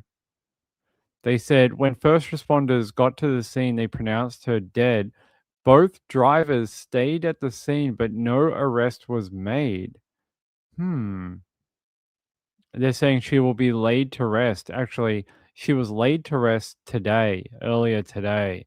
I want to know, so are they saying that she was jaywalking and they are not going to arrest anyone over it? I don't know. Her family seems to have a different telling of events. They say here that she was headed to the store to look for formula for her twin babies, and someone wrote this, didn't do a good job of it. She unfortunately lost her run over life as she was headed to the store looking for formula for her babies by two racing drivers, leaving her shattered family and twin babies 6 months old without their mother. Okay. They're saying here the NOPD, which is the New Orleans Police Department Traffic Division, is actively investigating the fatal crash. Investigators have been in contact with the family and will continue to provide updates as information is confirmed. Okay. So it sounds like as she was trying to cross the road after buying the items from the store, she was hit by a vehicle and then a second vehicle hit her. Ah, brutal. Really sad. Now twin babies don't have their mom. Let me see if I can find out the road. Like, what road is this? Plum Orchard. She was trying to cross. Okay. Chef Minna High. Okay. Let's have a look. Let's have a look at the road.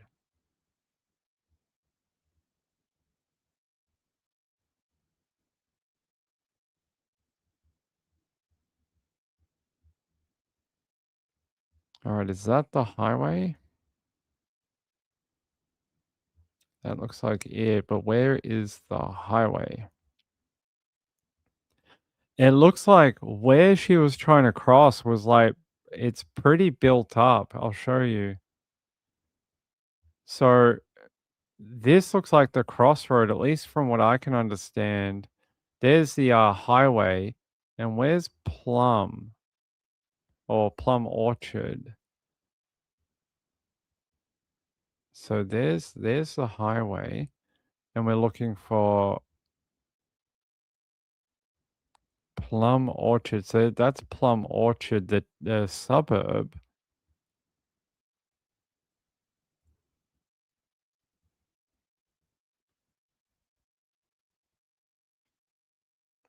I'm just going to say it's over here somewhere. But if you were trying to cross this highway, this is not an easy road to cross. You're talking about a 6-lane like highway. That's not, and if you're crossing not through a set of lights, I mean, I'm not blaming the victim. I'm just saying it's not an easy place to walk, is it? You know, it looks like it's very busy, a lot of heavy traffic. It will be interesting to know what happens with the crash investigation. Let me try and go down here a little bit. Yeah. So that's the highway right there. I mean, either way, it's a tragic case that a mother is not coming home to her children, but at the same time, that doesn't look like a very easy place to get across the road.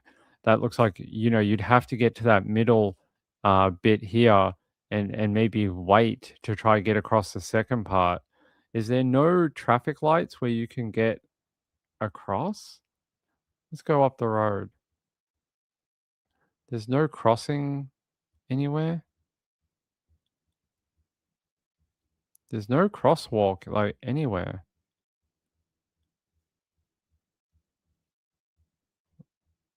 Yeah, there's no lights where you can. Why would there be like such a long distance between crossings? I mean, that might explain why she tried to cross the road. Um, you know, even with no crossing in front of her, is because there is nowhere to cross. That's a long distance without a set of traffic lights, isn't it? Here. That's the only one I can find is right here. There's a crossing right there. And there's one here too.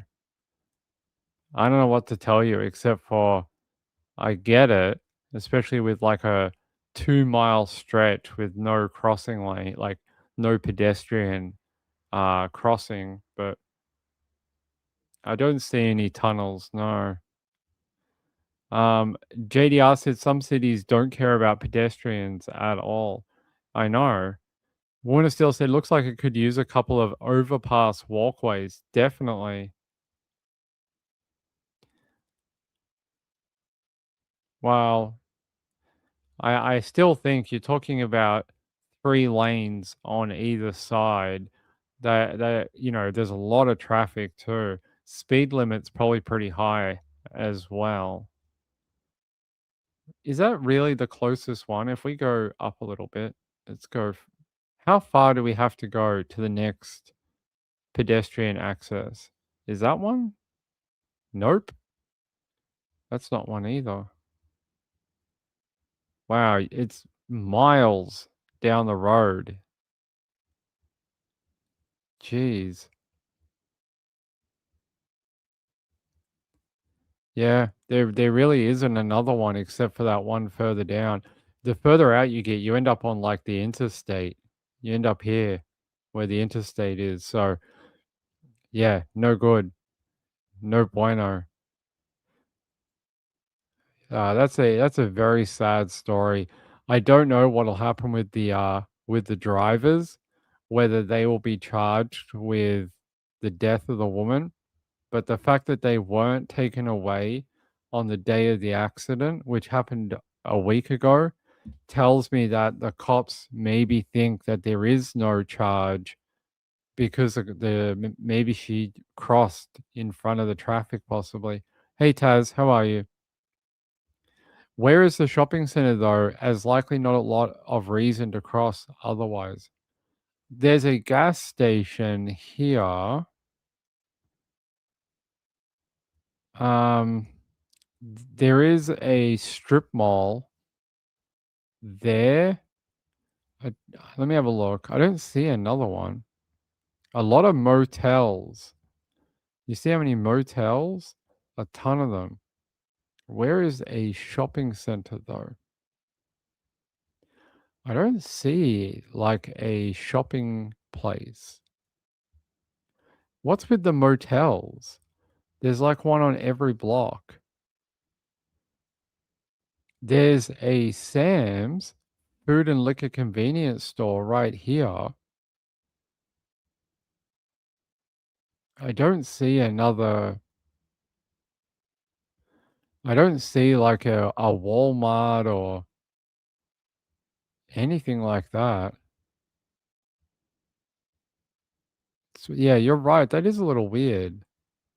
Because if she was getting formula, wouldn't she have to go to like a Walmart or, um, like a chemist or a pharmacy or something like that? Did they say where she was going? Plum Orchard Road. Okay.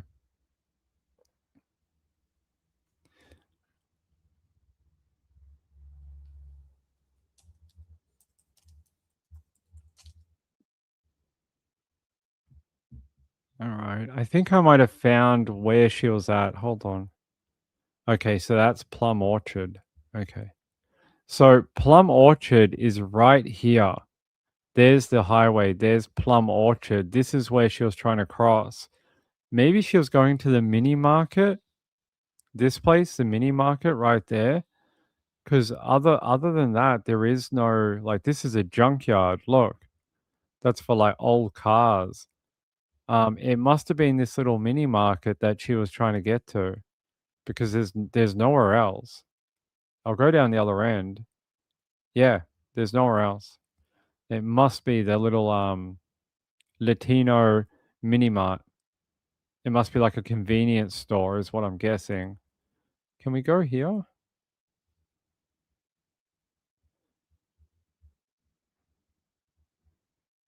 Says it's a computer repair place. There's no shop here.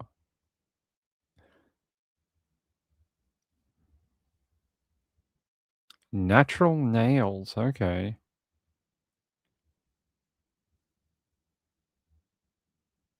Okay, there's the mini mart. The other one must not have it. Look, I'm guessing that it must be there. There's nowhere else. There really isn't. So, um, sh they must sell formula at that location.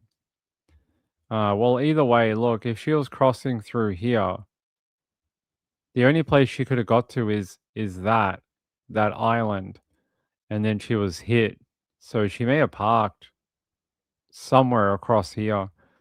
Look, either way, a pretty sad place to be killed, and if there's someone to charge, they'll look at it. If there's no one to charge, it's a tragic accident. So, thanks for showing us that, JDR. I appreciate it. By the way, we had a couple of donations come through, which I really appreciate. Thank you so much. To my friend Moon Shadow, thank you very much. And Sean, I can tell you, I had a very nasty email come through last night, and someone said, and I'll read it to you. And at first, it sounded like a really nice email, and I was like, "Oh, someone's a fan. They like the channel." They were like, "Hi, Ping," and they said that they like the channel, which is weird because the next bit is not someone who likes the channel.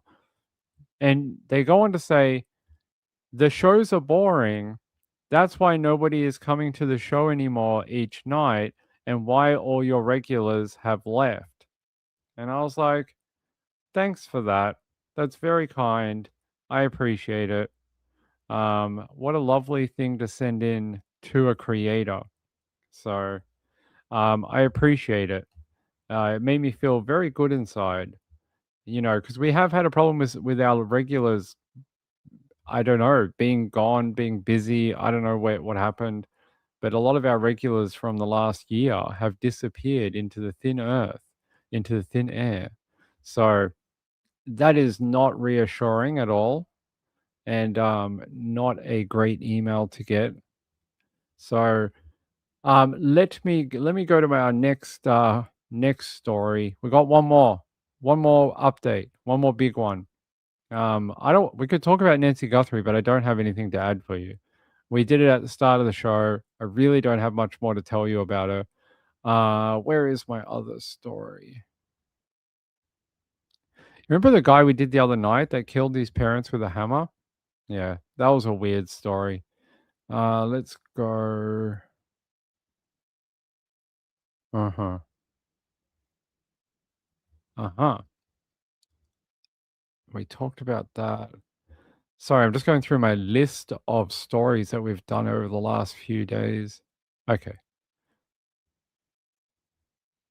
Let's go to West Virginia, because all the fun things happen in West Virginia.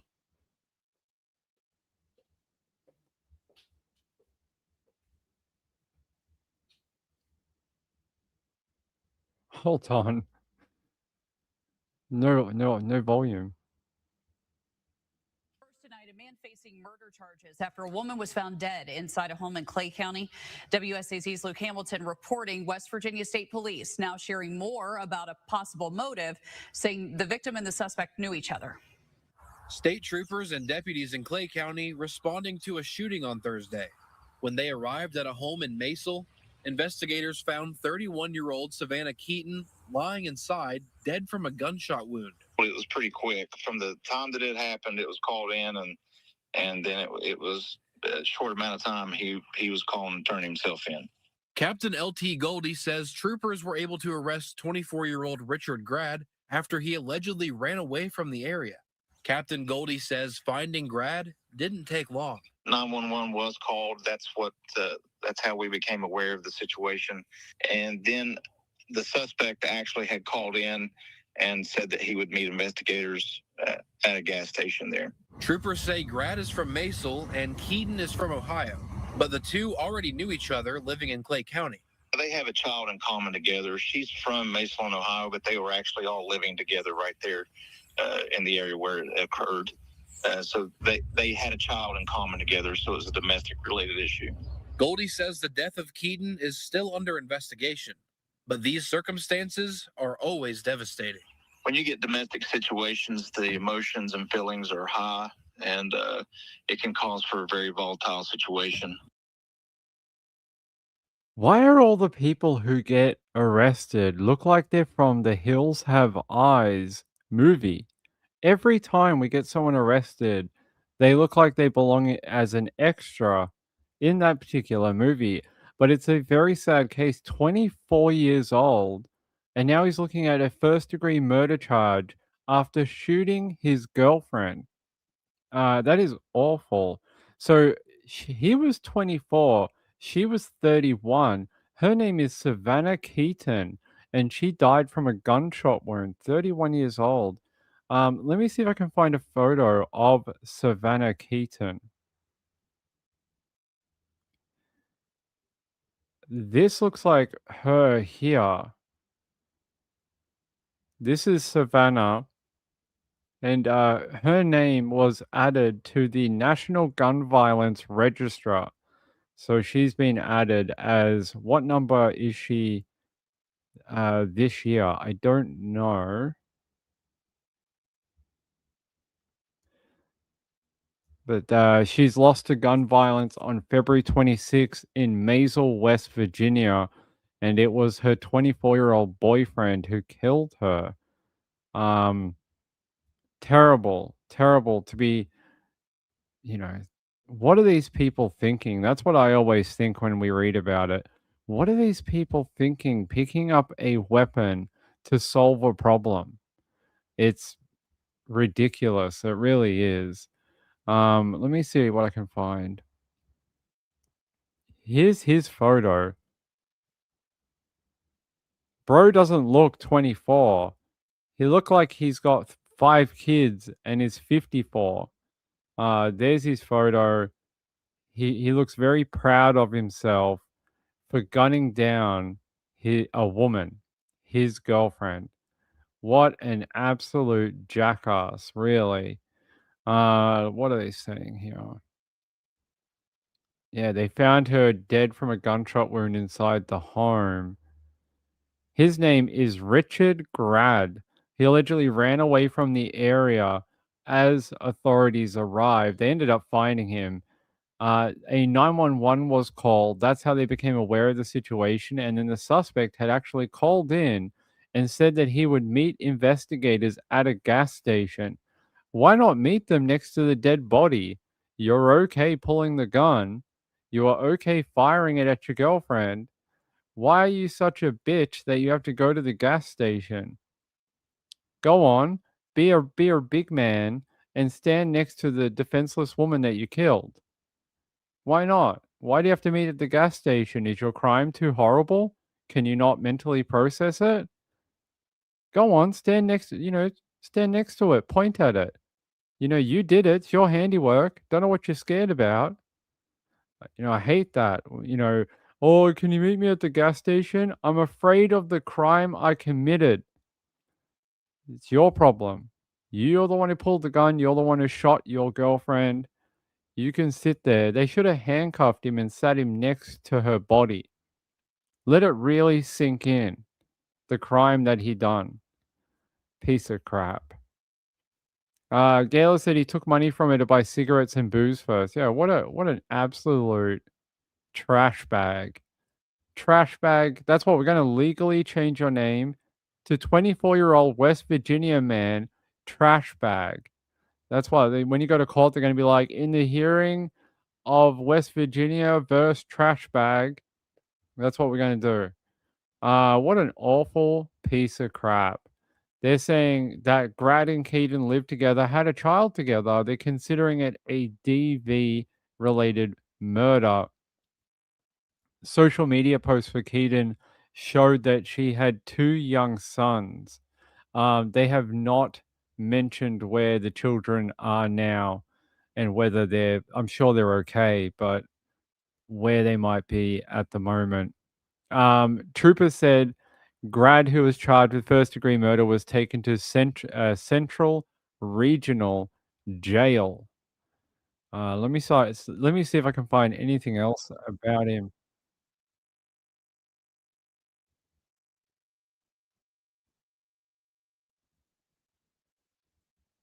is facing murder charges in connection with the death of a woman in Clay County. Troopers with the West Virginia State Police say Richard Grad is charged with first-degree murder in the death of Savannah Keaton. Troopers say they were called to a home. This was in the Maysville area of Clay County today for what was reported as a shooting. And when they got there, they found Keaton dead from a gunshot wound. Troopers say Grad took off after the shooting, but then later surrendered. He was arrested and taken over to Central Regional Jail. They're on the tips of the wings. Traveling by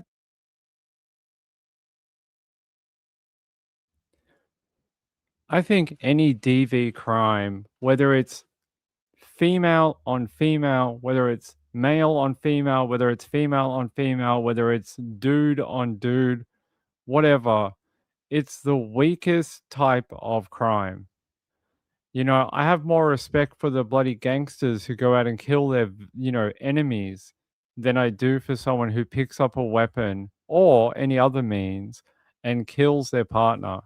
It is the weakest type of offense ever. And it says a lot more about the perpetrator than it ever does about the victim. And, you have to be labeled with that for the rest of your life. So when you go to jail and you're sitting in there for 25 years or more, and then the big guy in the jail comes up to you and goes, "Hey, what are you in here for?" And you're like, "Oh, I killed my defenseless partner." You see how well that goes down in jail when a lot of these people have girlfriends at home or boyfriends at home or husbands or wives that they're missing on the outside. And you see how much love you get inside of a jail. So, terrible. Terrible that this 31-year-old woman is now going to be away from her children for the rest of her, she's gone. So those little babies have no one. They are now orphans. How sad that there's 2 more children that will now, unless they can find family to look after them, will have to go into state care. And it'll dramatically change their life. Like, it'll dramatically change the trajectory of their life. Very sad. I was trying to see if we could find anything else about her. I don't know too much about the area. Maysville, West Virginia. I don't know too much about. It's an unincorporated community in Clay County. Wanted to see if we could have a look at it. Well, there's the gas station right there. Okay, so it's in the hills of West Virginia. What a beautiful area. How could you ever be mad living in such a beautiful, pretty place? I think some people don't realize how lucky they have it. What a lovely, like, area. Look at all the beautiful trees and forests. I would love to live in a place like this. I think it's so pretty. Unfortunately, it is now the scene of a horrific crime. This place, Maysville, is tiny. This is all that it is. See this little strip of highway? This is Maysville. That's it.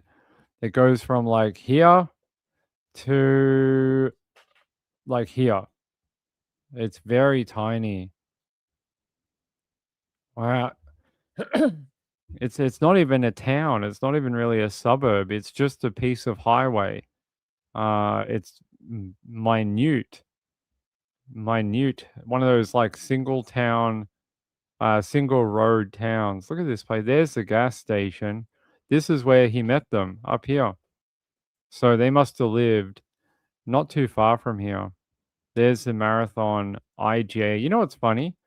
We have IGA in Australia. We have little IGA supermarkets down here too. But yeah, they must not live that far from this place. But yeah, look how pretty. I don't know how you can ever be so mad living out here, eh? Imagine living out here and seeing all like the wilderness and the trees and all the lush green. So pretty. And yet, such heinous murders like this one. He had to run away from the home, buy cigarettes and alcohol from here, all so he could process what he did to his partner. Crackers. Definitely crackers. Hey, Sarah, how are you? Good to have you here.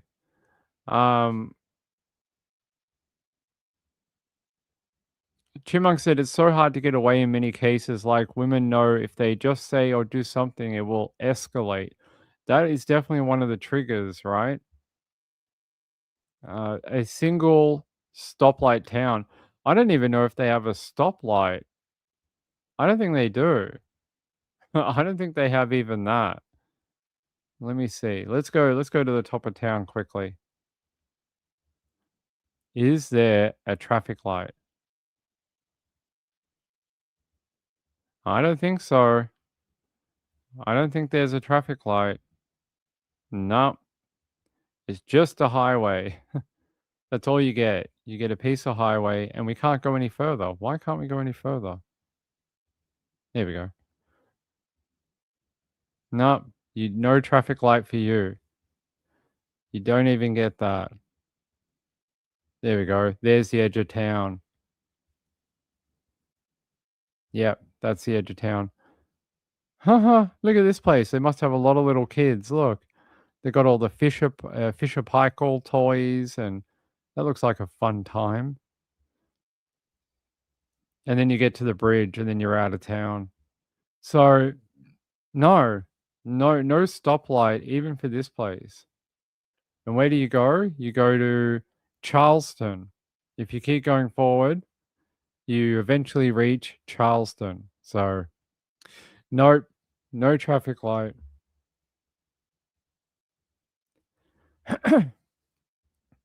Yeah, I don't think it's a town as such. It's just like a piece of highway with some homes. Not many homes, just some. I don't think it's even a town. I think to have a town, you got to have a pub, a post office, a petrol station, and a supermarket. I think that is what defines having at least a town. Who is Julie Miller? Why are people sending me something about Julie Miller in West Virginia? Ah, okay. Apparently, in West Virginia or West VA, on Wednesday, a judge sentenced Julie Miller to 15 years to life in prison. She starved her 14-year-old daughter to death. Aw, that's really sad. Apparently, she was so emaciated and she was in a skeletal state when she died. That woman is an evil monster and she deserves. There's a special place in hell for her. Here's a photo of her. That's Julie Miller. 15 years to life is not even enough for her. That's really awful. I don't know why she's crying. Did you cry like when your daughter was ill? Did you cry when you starved your daughter?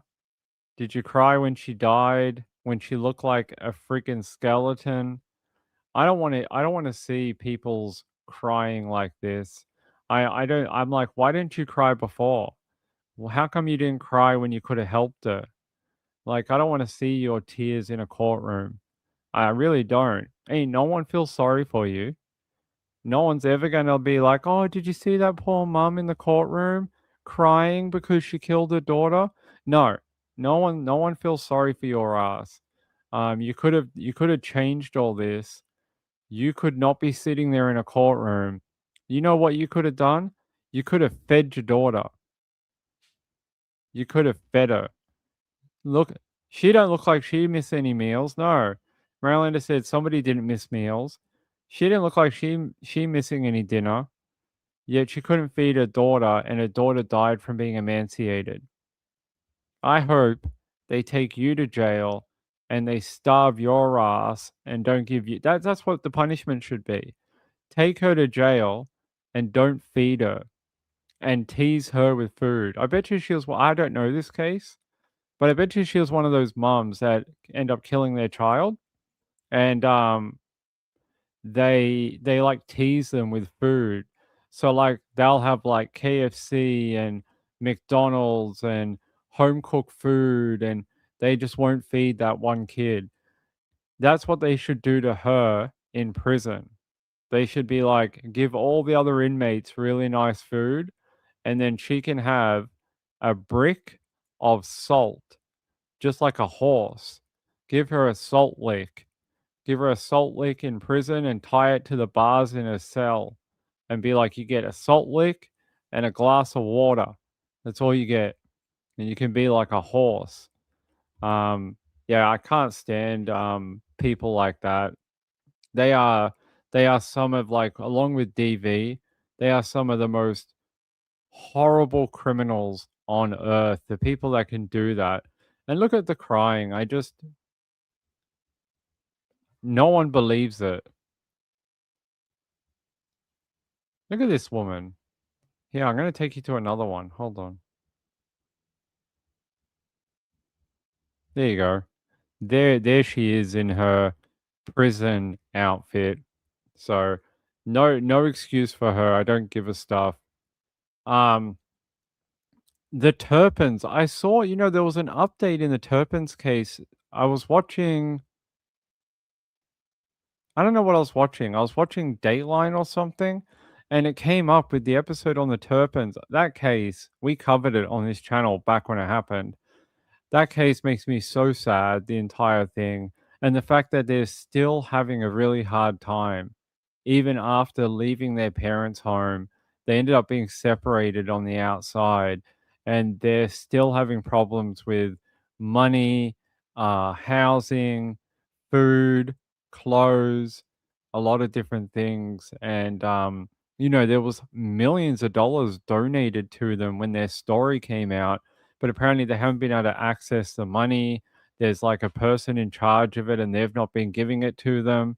It's really sad. I hope they're doing much better at the moment. Yeah, let's have a look. Turpins update. I wonder if there's an update for them.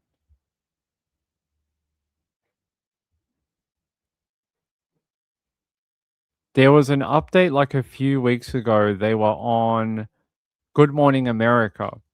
Oh, yeah, there was something about them 3 weeks ago on ABC. So ABC apparently did a Diane Sawyer revisit a few weeks ago with some of the older siblings, I think. What are they saying that's going on right now? So Jordan, I think we all know Jordan from that one, has been pursuing modeling and launched a merchandise line called Braveness by Jordan Turpin. It should be a good thing to support.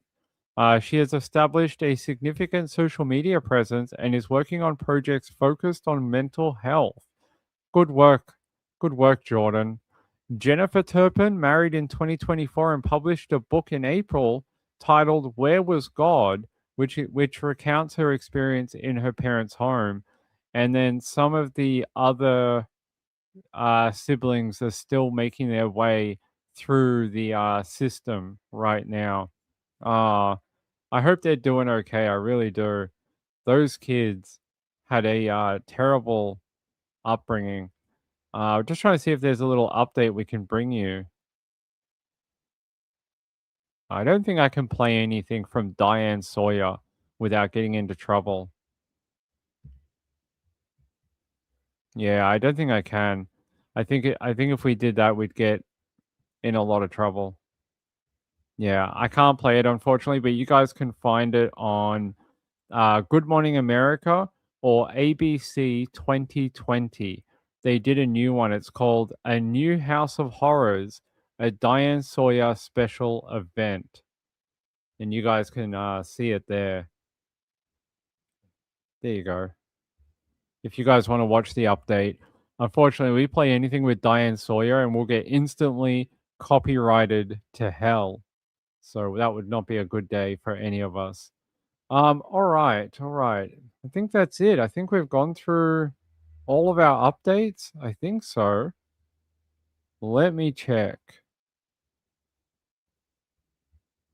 Did we go through everything? Okay. Wait, one more. We go to New York. We're going to head to New York. Let's go to New York. And let's go to... Hold on.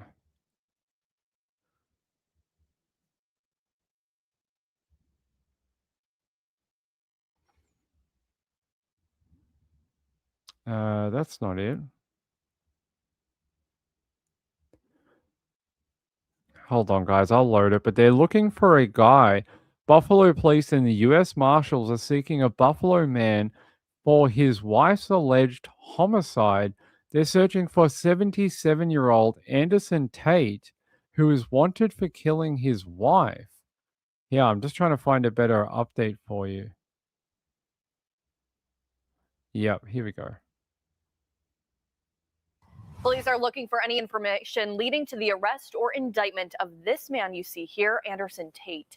Tate was wanted by both BPD and the U.S. Marshals Service for the murder of his wife, Patricia, in late December of last year.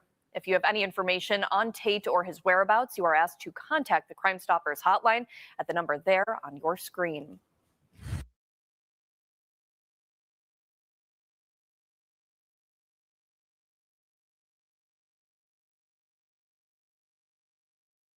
Yeah, I'll talk to you a bit about what he's alleged to have done. So they're saying here Buffalo police and the U.S. Marshals are seeking a Buffalo man for his wife's alleged homicide. Officers responded to a call on the 200 block of Cedar Street on December 30, 2025, shortly before midnight. Police said a female victim was found unresponsive at the scene and pronounced dead. She was identified as 70-year-old Patricia Tate of Buffalo. Following an extensive investigation by homicide detectives, her husband, 77-year-old Anderson, is now wanted for killing his wife. There is a $7,500 reward for information leading to his arrest. You can contact Crime Stoppers at 716-867-6161. All right, 70-year-old Patricia Tate. Right on like New Year's Eve too, like they found her.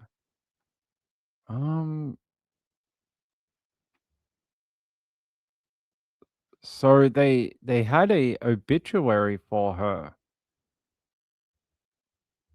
Here's her obituary. Patricia A. Tate, December 31st, 2025. There is her photo. If I can get it to load.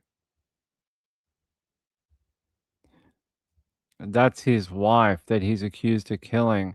In her obituary, doesn't mention anything about how she died, just that she did, and that they were holding a funeral service back on January 10 between 12 and 1, and then they had a private internment at the cemetery.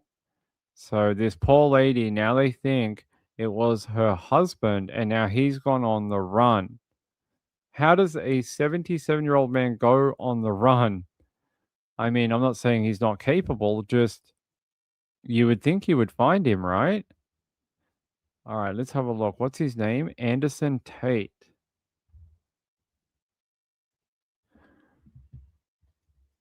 Can we find Anderson?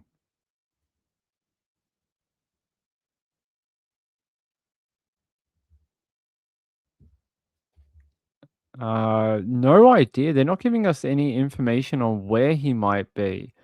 Like, there's no, like, he normally visits, this part of New York or Virginia or New Jersey or anything like that.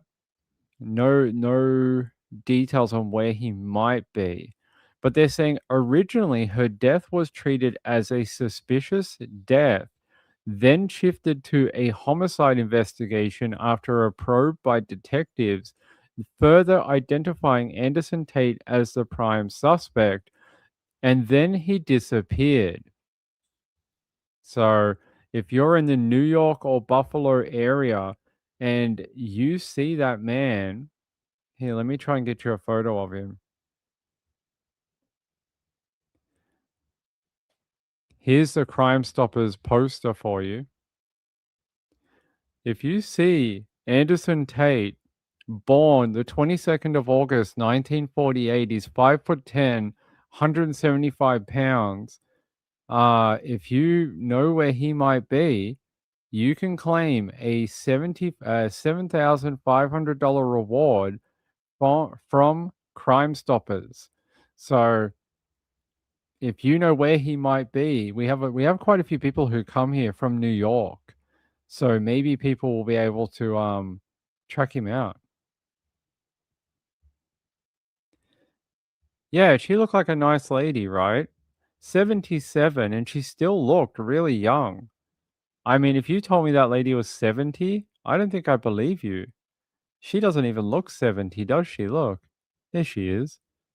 That lady does not look 70. Wow, she was really good looking for her age.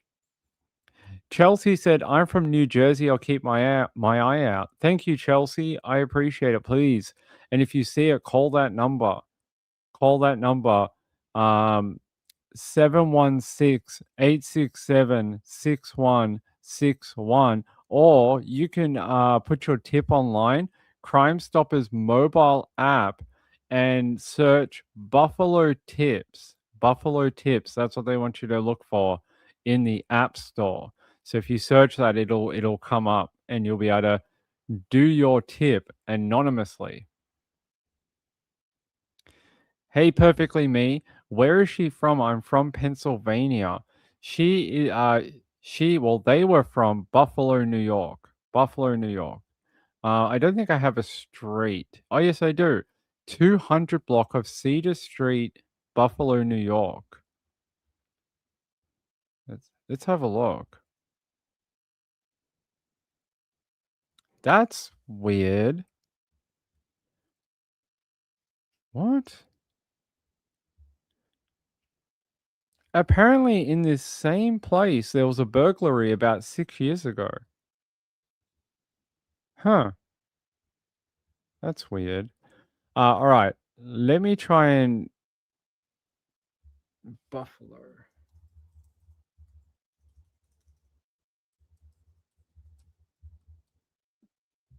Let me try and find is that the actual they got a different town name. 7, yeah. Unresponsive when officer Buffalo. Okay. The actual town name might be a different town. Is it Cheektowaga? I'm probably pronouncing it wrong. Cheektowaga? Locals are like, "Ping, that's not how you pronounce that word." Sorry. So the 200 block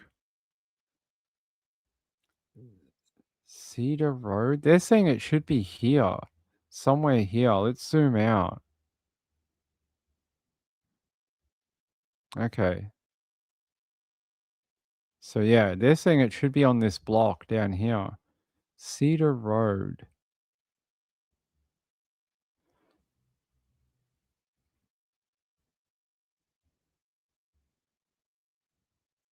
Okay. So this is the 200 block right here. That's where they're saying it is. So if we zoom out, I'll show you the local area. So that's Buffalo, NY. So anywhere, I would suggest he could have got into Toronto, into Canada. It's not that far across the border, is it? Through Niagara. He could have got across the border. But more likely than not, if he had gone through a border crossing, they would have picked it up. They would have picked it up. Yeah, it looked like a nice little neighborhood, right? I know. What a perfect little like retirement area. What a pretty little place. It's I don't know too much about this sort of area, but it looks like a great little town to retire in. Let's go have a look. Wow, look at that's like the like the quintessential American home, isn't it? Like from the 70s. They're like those little American cottages that you've probably all seen in every Hollywood movie. Yeah, it is. What a pretty place to retire and have your kids and that type of thing. Beautiful. So yeah, if you see that man, Anderson Tate, here's his photo. They want you to call it in because he is the prime suspect in killing his wife. I'd love to know why originally they didn't arrest him. Why did originally they go, "Oh, it's suspicious, but we don't believe the husband is involved." I'd love to know why. Do you know what I mean? I'd love to know what that means. Let's see if I have any more information. I don't have any more information, but they just want to know his whereabouts. They're just saying that um, they believe that he killed his wife, Patricia. That's it. Not a lot of more details other than that.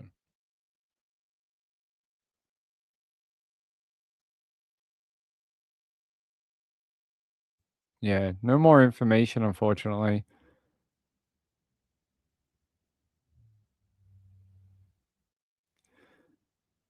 Um, yeah, I'd love to know more about that emergency call.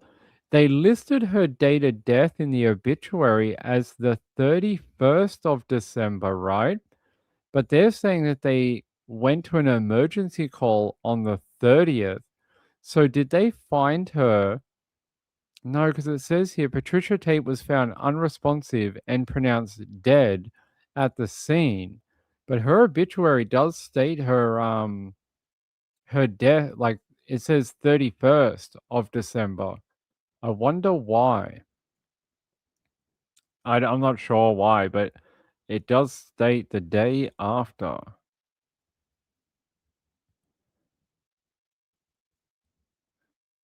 But in the news reporting, see, December 31st, 2025, the day after the 911 call.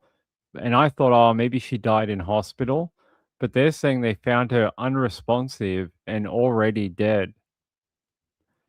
I wonder why that is. Not sure.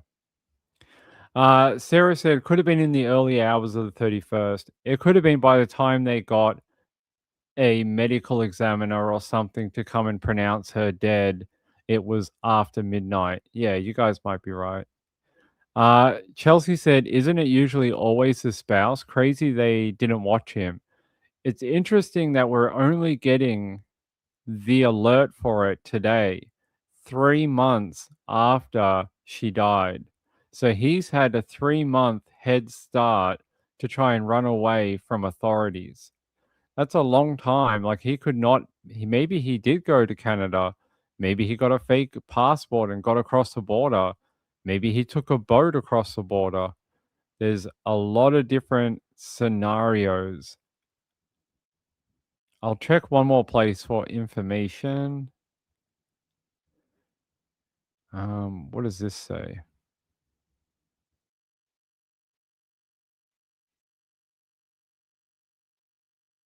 What? That's a different story, but yeah, no more information, guys. I'm sorry. I wish we knew more about what happened on the night of the 30th, but at this point in time, they're not willing to give it up. So I'm sorry about that. But yeah, maybe we'll get some information when he is caught, when they find him. Sarah said, we're seeing this a lot with American cases lately. It might depend on the time of the 911 call was made. You might be right. Warner still said, all you need is an enhanced ID card, no passport. There you go. He might have been able to get a fake one somewhere and get across the border. That is a possibility. All right. I think we should wrap up for the night. We've been on for hours already. Hey, I love you all so much. I have the kindest viewers and subscribers in the world. Hey, I want to thank. Who do I want to thank? Um, I want to thank my friend Moon Shadow. You are very, very generous, my friend. Same with Sean. Sean, you guys are very sweet. Thank you very much. And my other friend, you are very kind. You are more than kind, and you never need to explain. Yeah, sorry. My back was hurting. I was like, I have to move my back. Um, you are all very generous. That'll all go to the fundraising for the Samantha Murphy trial, which we're not that far away from now. We're now in March in Australia, which means we're heading out to trial in about a month or so. We are actually next week. I have to confirm my accommodation out there. Hold on. So if you don't know who Samantha Murphy is, let me play this for you. If I can get it. Hold on, guys.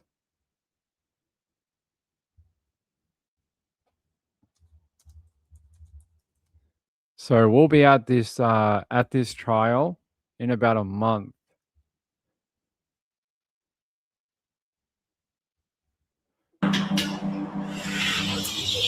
As a former mayor, Des Hudson feels a close connection to his community. How we doing? Did we want any coffees or anything like that? Absolutely, yeah. But on the 4th of February last year, that relationship changed. Tonight, the search stepped up for a missing Ballarat mother. As he felt Ballarat's raw and emotional reaction to the disappearance of Samantha Murphy. We saw people want to take a stand. We saw marches in the street. She's part of our community. Over the following months, as he fronted countless media conferences, Des Hudson became the very public face of the Ballarat community. But it was when addressing a community vigil, he felt the expectations of his city. There was a great weight, I guess, on my shoulders as to what I would say, what the community was looking for, and then just tried to speak from the heart as to what people were feeling. 12 months on, he's no longer the mayor, but the case continues to occupy his thoughts. I think the ultimate thing that we're looking for is for Samantha to be found.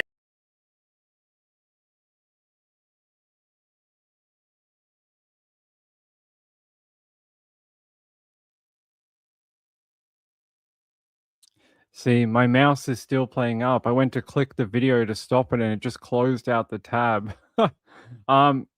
Yes, Samantha Murphy, the trial is not for her. She is a missing woman. She is a 51-year-old mother from Ballarat who went missing on the 4th of February 2024 after leaving her home for a morning run, sparking a major long-term search. A month or so later, Patrick Oren Stevenson, who's 23 years old, was charged with her murder in March of 2024. Her body has not been located since she went on that run. And in April, in about a month or so, there will be a murder trial in Ballarat, and all the secrets of what police know and why they were so confident of charging him with murder without her body will be revealed to the public. It'll be revealed. Right now, we don't know how they know it's him, why they think it's him, why they think he would attack or whatever, hurting her and then disposing of her body, to the point where they're okay charging him, but they don't know where her body is. All these secrets will be revealed at the trial in a month or so's time. And I'll be there. I will be there. We are going to be covering the trial. I'll be very sensitive. I know this is a trial that has affected not just Ballarat, but the wider Victorian community. And I just feel it's really important to give coverage on YouTube that's not a mainstream media source through me, like we did last year with Aaron Patterson. So I'll be back with the court. We'll be getting daily updates throughout the court, and we'll go through the entire trial again, and we'll see what information they're going to tell us about what happened to Samantha Murphy. I'm dying to know. I want to know why we can't find her. How come we can't bring her home? And yeah, we'll see. Chipmunk said, I prefer your info over news type. Thank you. I appreciate it. Gayla said they found her phone miles away, so I thought they might have found her. When they found her phone, I thought, this is it. They're going to now be able to take that phone and find out where her body is. Never happened. Never happened. I don't know what they found on that phone or why they couldn't find the body, but it'll be revealed to us at the trial what was on that phone, what technical details is on there. We'll find out then. Also, this Thursday, we're having Vicky Petraeus on the show at 9 p.m. Eastern on Wednesday night for Americans, but Thursday for Australians at 9 p.m. Eastern or 1 p.m. Australian time. Vicky will be on the show. We're going to talk true crime. We're going to go through some of her books. If you have questions, you can ask Vicky. We'll take some questions for her. We're going to have her on. It's going to be a great show. I can't wait. Look out for the live show. I'm going to build it tomorrow, and you guys will see like the preview thumbnail for her. And she is a very accomplished author, and she's been around in true crime way longer than Ping has. She has covered almost every case you can think of. So she's really well informed, writes in a beautiful way about true crime, and it's going to be a lot of fun talking to her about her work and her interest in true crime. So Thursday, Australian time at 1 p.m., Wednesday, 9 p.m. for Americans in the Eastern time zone. So, hey, I love you all. Thank you for a great night. Sarah says, thank you for a great stream, Ping. I most definitely didn't find your stream boring. Thank you for the company of great people in the chat too. Independent is always better than the mainstream. Thank you. I appreciate you. You are very generous with your praise. Thank you very much. We'll be back. Oh, tomorrow's my day off. I won't be here tomorrow, but I'll be back Monday. So Monday in America, I'll be back, and Monday in Australia, I'll be off. I'm gonna have it. Sundays we're not doing at the moment. Just leading up to the trial to give me a bit of time to decompress before we go into crazy trial mode. But when we go into trial, I'll start doing Sunday again. It's just to give me one day off just until we get to the trial. All right. I love you all. Have a great Sunday out there. Have a great Monday if you're in Australia. Have a good night. Get some rest. All right. Yes. See you on Monday. I will. I'll enjoy my Sunday. Thank you, Sean. Thanks to the moderators, Sean, Gayla. I don't know if Tharvy was here. Moonlight View was here earlier. Thank you to you guys. I don't know if RX Girl was here either, but maybe. All right. Good night, everyone. Bye.